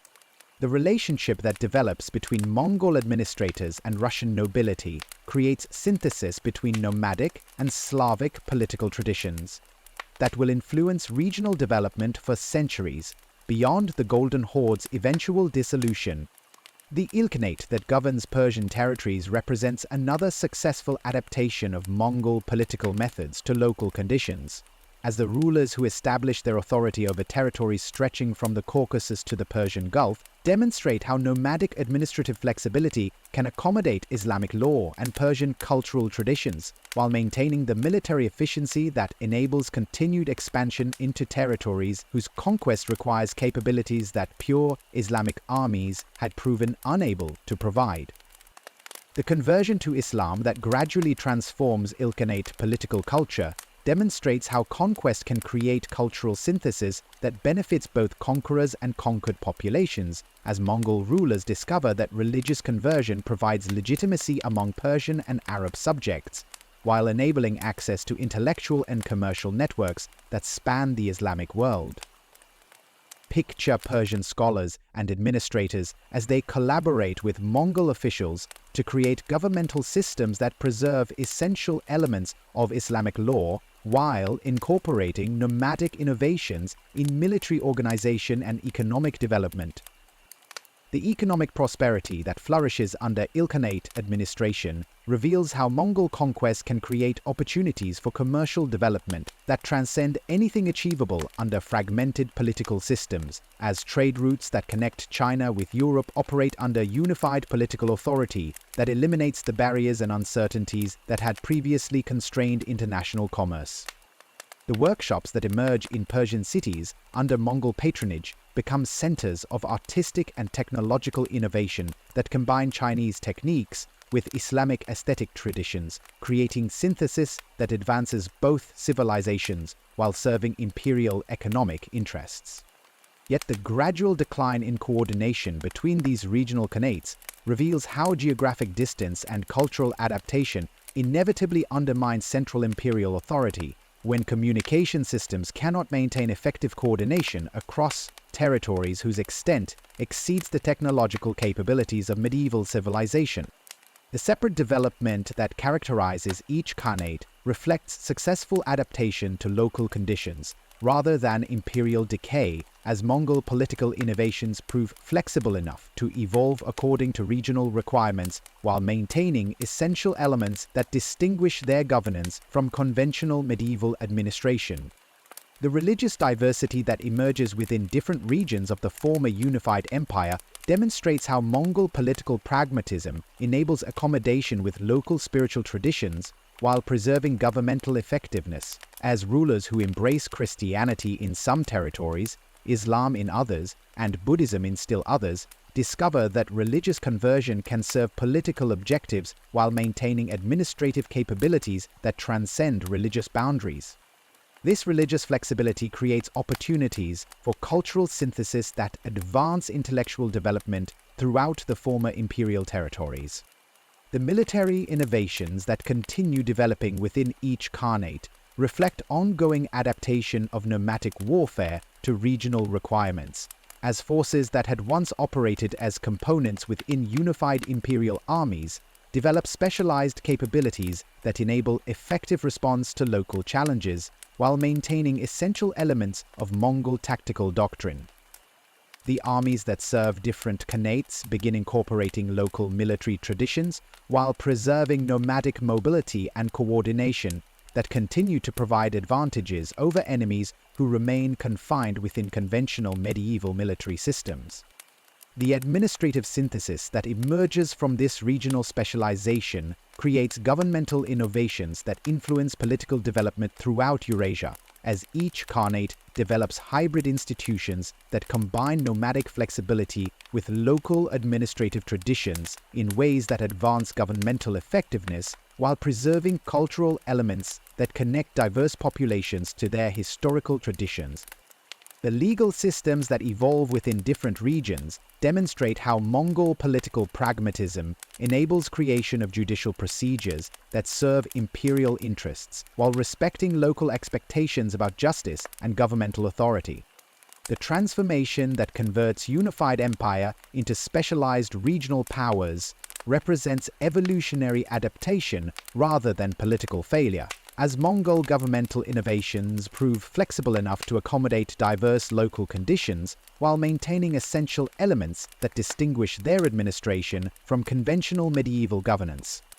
The khanates that emerge from imperial division continue expanding Mongol influence through methods adapted to regional opportunities while preserving nomadic political culture that enables continued military and administrative innovation.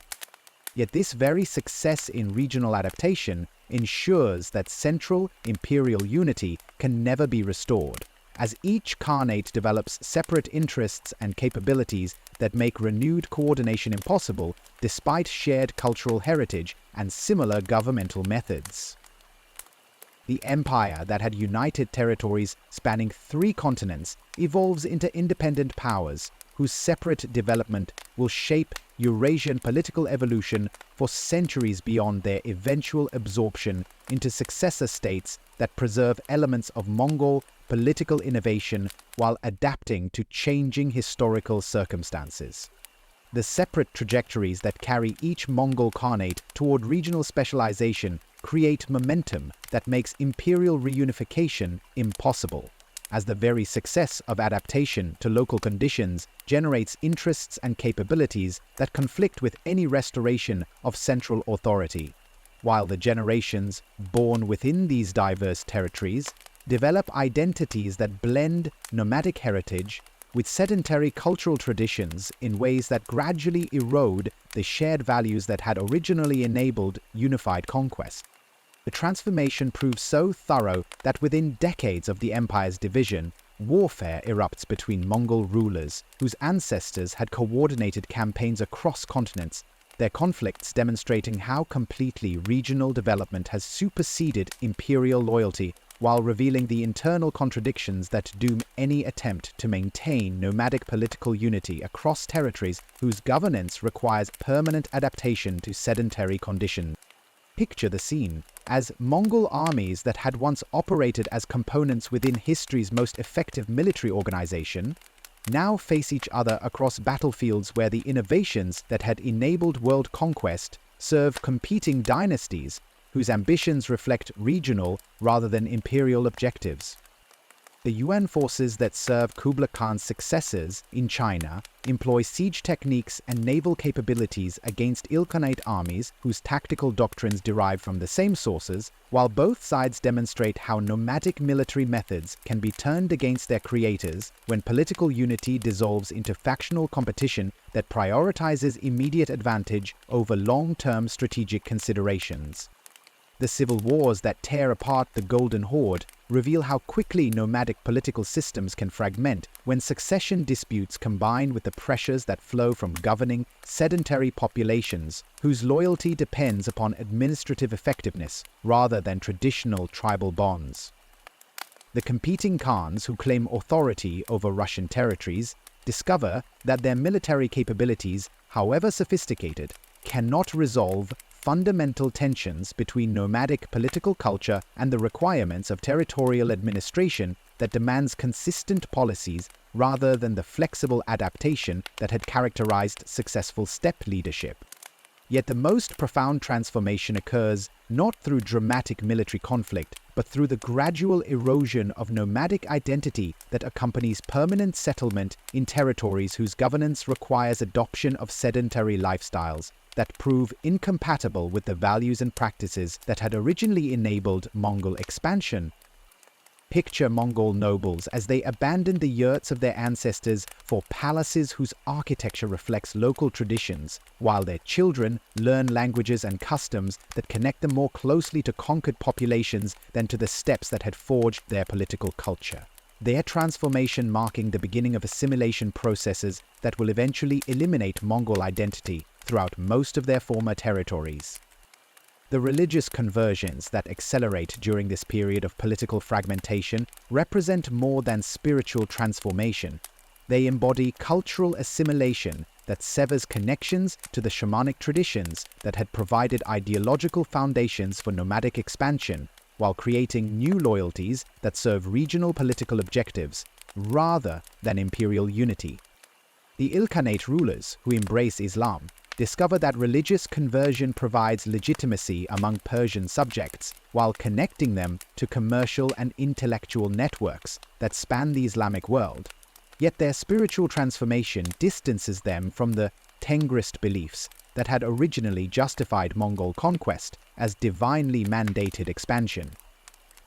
Picture the scene in Chinese palaces where Yuan dynasty emperors conduct Buddhist ceremonies that reflect complete adoption of sedentary religious practices. Their participation in rituals that celebrate agricultural cycles rather than nomadic migrations, marking the final abandonment of spiritual traditions that had sustained their ancestors through generations of steppe warfare.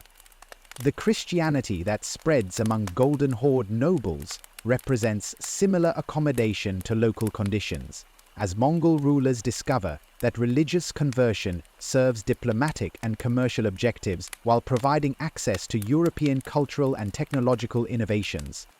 The demographic changes that accompany permanent settlement reveal how completely nomadic society can be transformed through contact with agricultural populations whose numerical superiority eventually overwhelms the ethnic identity that had distinguished conquerors from conquered during the initial phases of empire building. The intermarriage that creates hybrid populations throughout former Mongol territories demonstrates how conquest can ultimately lead to cultural absorption rather than continued domination, as the children and grandchildren of nomadic warriors develop identities that reflect synthesis between steppe and sedentary traditions rather than preservation of purely nomadic heritage. The economic transformations that flow from sedentization eliminate the mobility that had provided nomadic society with its fundamental military and political advantages, as Mongol populations that become dependent upon agricultural production discover that their strategic capabilities decline proportionally to their investment in fixed territorial assets that cannot be abandoned during military emergencies. The wealth that accumulates through successful territorial administration creates incentives for continued settlement, while reducing the flexibility that had enabled nomadic forces to concentrate superior power at decisive points during the expansion that established their dominance.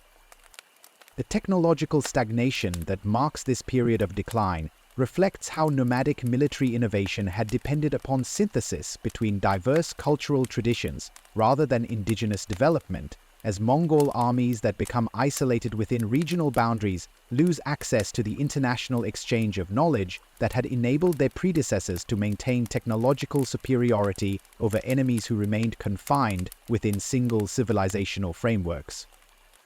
The siege equipment and tactical doctrines that had proven decisive during the conquest gradually became obsolete, as enemy populations adapted their defensive methods, while Mongol forces lost the institutional mechanisms that had enabled continuous innovation. The administrative corruption that increasingly characterizes Mongol governmental systems reveals how sedentary political institutions can undermine nomadic leadership principles when bureaucratic procedures replace personal accountability as the foundation for political authority. Picture Chinese officials as they exploit Yuan dynasty administrative complexity to pursue personal enrichment rather than imperial objectives, their activities creating inefficiencies that drain governmental resources while reducing the military capabilities that had originally enabled Mongol dominance over Chinese territories. The rise of regional powers that challenge Mongol authority demonstrates how successful resistance movements can exploit the vulnerabilities that accompany imperial overextension and cultural assimilation, as indigenous populations discover that their former conquerors have lost the military advantages that had made resistance futile during the expansion period. The Ming dynasty that emerges in China represents systematic exploitation of Yuan weaknesses through military innovations that combine traditional Chinese defensive methods with lessons learned from centuries of Mongol domination, while their political program appeals to ethnic resentments that sedentarization has failed to eliminate.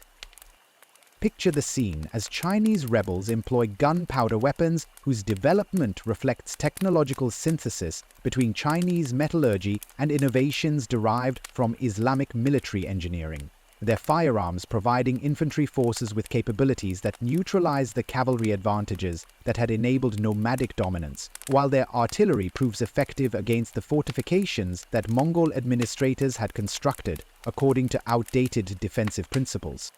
The systematic nature of Ming military organization demonstrates how sedentary populations can adapt nomadic innovations to their own strategic requirements, while maintaining the demographic and economic advantages that superior numbers and agricultural productivity provide.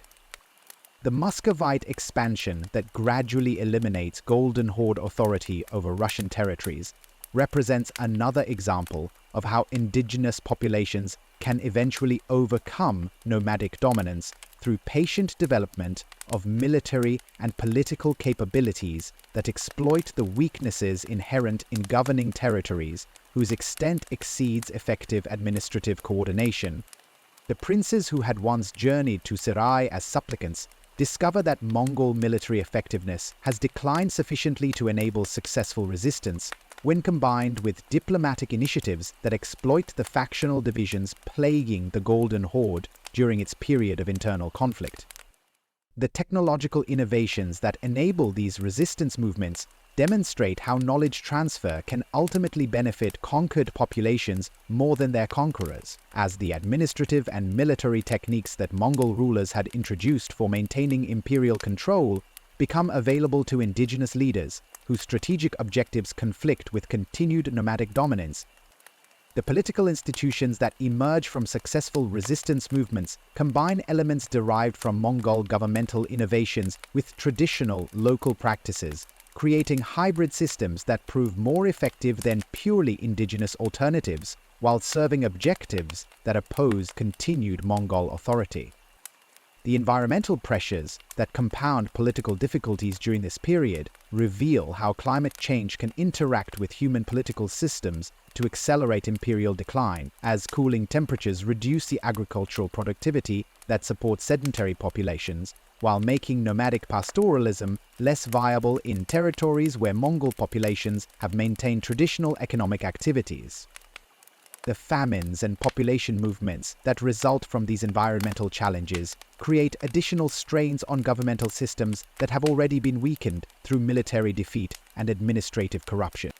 The plague outbreaks that devastate populations throughout former Mongol territories demonstrate how disease can serve as the ultimate equalizer between conquerors and conquered, as the very trade networks that had enabled imperial coordination provide pathways for epidemic transmission that affects all populations regardless of their political status. Picture the abandoned cities and empty steppes that mark the passage of diseases whose mortality rates eliminate the demographic advantages that had enabled continued Mongol dominance while creating opportunities for population movements that reshape ethnic boundaries throughout Eurasia. The cultural transformations that accompany imperial dissolution reveal how completely successful conquest can lead to the assimilation of conquerors rather than their permanent dominance over conquered populations, as Mongol identity gradually disappears throughout most territories where it had once provided the foundation for political authority. The languages, religions, and customs that survive these transformations reflect synthesis between nomadic and sedentary traditions rather than preservation of purely Mongol heritage while the political institutions that emerge from imperial collapse demonstrate how nomadic innovations can be adapted to serve objectives that their creators never anticipated. The fragmentation that reduces the world's largest empire into competing local dynasties represents the completion of evolutionary processes that had begun with regional specialization during the height of imperial success, as each territory develops governmental systems that reflect local conditions rather than imperial coordination, while maintaining elements derived from Mongol political culture that continue to influence regional development long after central authority disappears. The transformation proves so complete that by the end of the 14th century, nomadic political unity has become impossible to restore, despite shared cultural heritage and similar governmental methods among populations whose ancestors had once conquered half the known world.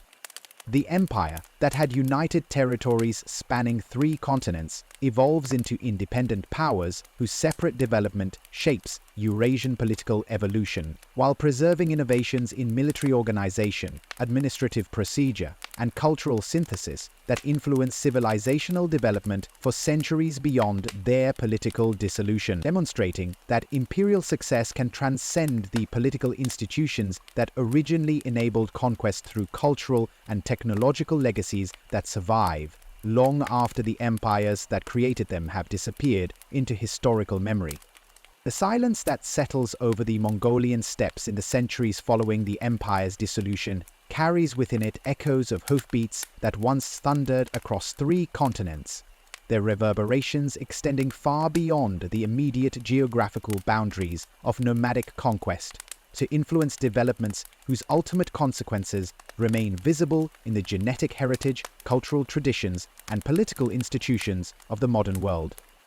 The yurts that dot these endless grasslands today shelter descendants whose ancestors rode with Genghis Khan to the gates of Vienna and the shores of the Arabian Sea, yet their quiet pastoral existence offers few obvious connections to the military revolution that reshaped medieval civilization through innovations whose influence transcends the political boundaries that contain their original application.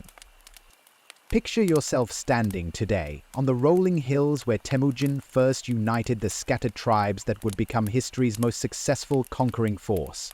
The wind that moves through summer grass, carrying whispers of adventures that transformed nomadic raiders into the architects of an empire spanning from Korea to Hungary, while demonstrating that human courage and organizational genius can overcome obstacles that seem to exceed the boundaries of possibility.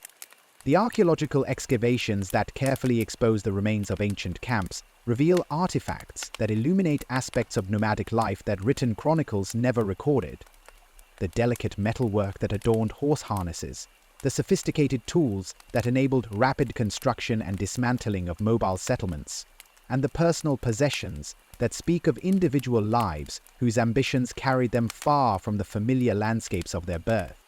The genetic legacy that modern DNA analysis reveals throughout populations across Eurasia provides tangible evidence of Mongol expansion, whose demographic impact exceeds anything documented in historical records, as scientific research demonstrates that millions of contemporary individuals carry chromosomal markers that connect them to the steppes of Mongolia through ancestry that spans nearly a millennium. The statistical analysis that traces these genetic patterns suggests that Genghis Khan himself may have fathered descendants whose numbers approach 16 million living individuals.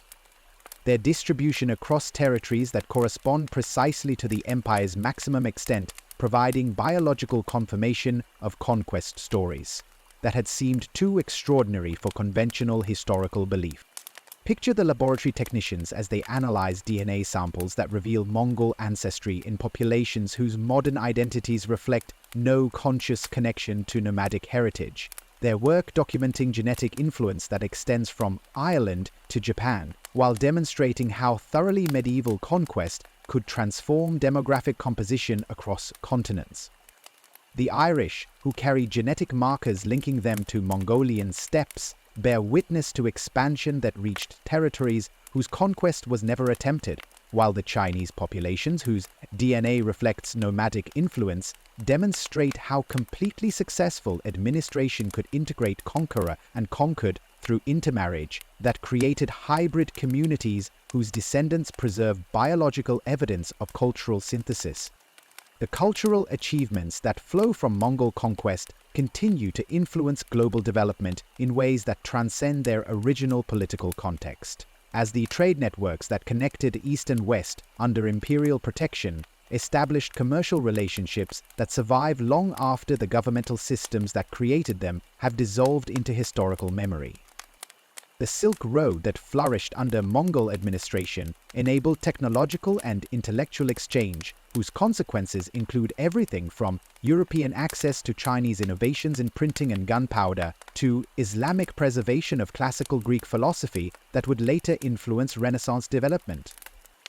The linguistic evidence that preserves Mongol influence throughout territories their armies conquered reveals how thoroughly conquest could reshape communication patterns across diverse populations, as words borrowed from Mongolian continue to influence daily conversation in languages spanning from Russian to Persian, while place names throughout Central Asia preserve geographical designations that reflect nomadic rather than sedentary cultural perspectives.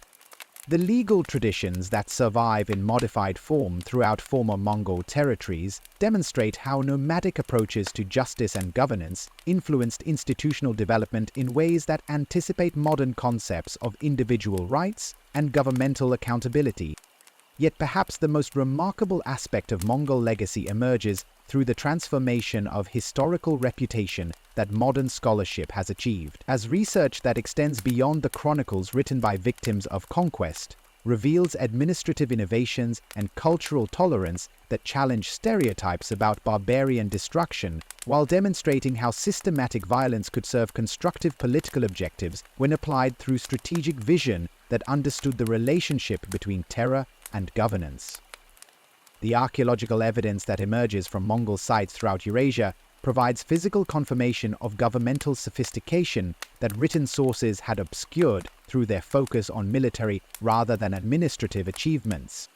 And the modern nation of Mongolia that has emerged from centuries of foreign domination preserves elements of traditional nomadic culture while adapting to political and economic realities that require integration with global systems whose complexity exceeds anything imagined by medieval imperial administration. Picture contemporary Mongolians as they navigate between preservation of cultural heritage that connects them to their conquering ancestors and participation in international relationships that require adaptation to diplomatic and commercial practices developed by sedentary civilizations. Their success demonstrating how cultural identity can survive political transformation through flexibility that had always characterized successful steppe societies. The popular fascination with Mongol history that characterizes contemporary culture reveals something essential about modern consciousness that finds inspiration in their example of individuals who refuse to accept limitations that geography and tradition imposed upon their ancestors' ambitions, while their systematic approach to military and political innovation provides models for organizational effectiveness that transcend historical context. The television series, novels, and historical studies that celebrate Mongol achievement speak to audiences whose comfortable modern existence still responds to stories of adventure and conquest that challenge conventional boundaries, while demonstrating that determined leadership can overcome obstacles that seem insurmountable. Yet this contemporary interest often obscures the sophisticated reality of Mongol civilization in favor of romantic images that emphasize military prowess while ignoring the administrative genius and cultural synthesis that enabled their expansion to succeed where simple conquest would have failed. The research that continues to emerge from archaeological sites throughout former Mongol territories reveals technological innovations, artistic achievements, and governmental institutions whose sophistication challenges every assumption about the relationship between nomadic and sedentary civilization, while demonstrating how conquest can create opportunities for cultural development that benefit both conquerors and conquered populations. The environmental challenges that face modern Mongolia provide contemporary relevance to historical lessons about adaptation and survival, that enabled nomadic societies to prosper under conditions that would challenge any settled population, as climate change and economic development create pressures similar to those that drove original expansion, while requiring innovations in resource management and international cooperation that reflect traditional steppe values adapted to 21st century realities. The mining operations that extract mineral wealth from Mongolian soil provide economic opportunities while threatening pastoral traditions that connect contemporary populations to their nomadic heritage, creating tensions between development and cultural preservation that echo historical conflicts between sedentary and nomadic ways of life. As morning light illuminates the steppes, where Genghis Khan first envisioned empire that would span continents, where his descendants learned to govern populations whose diversity challenged every assumption about nomadic capabilities, where the greatest conquest in human history began with tribal unification that transformed scattered clans into the instrument of global transformation, their legacy continues to influence human development in ways that transcend political boundaries and historical periods. The horses that graze across these endless grasslands carry genetic heritage that connects them to the mounts that carried Mongol armies across the known world, while the eternal blue sky that arches over their grazing reflects the same celestial authority that nomadic shamans invoked to justify expansion, whose ultimate achievement demonstrated that human determination, guided by strategic vision, can overcome any obstacle that finite resources and limited technology might seem to impose upon infinite ambition. The empire that emerged from these windswept plains to reshape medieval civilization has returned to the elements from which human courage and organizational genius fashioned it, yet the pathways they opened through human consciousness remain as navigable today as when the first Mongol riders carried their dreams of conquest toward horizons that promised adventures beyond anything their ancestors had imagined possible.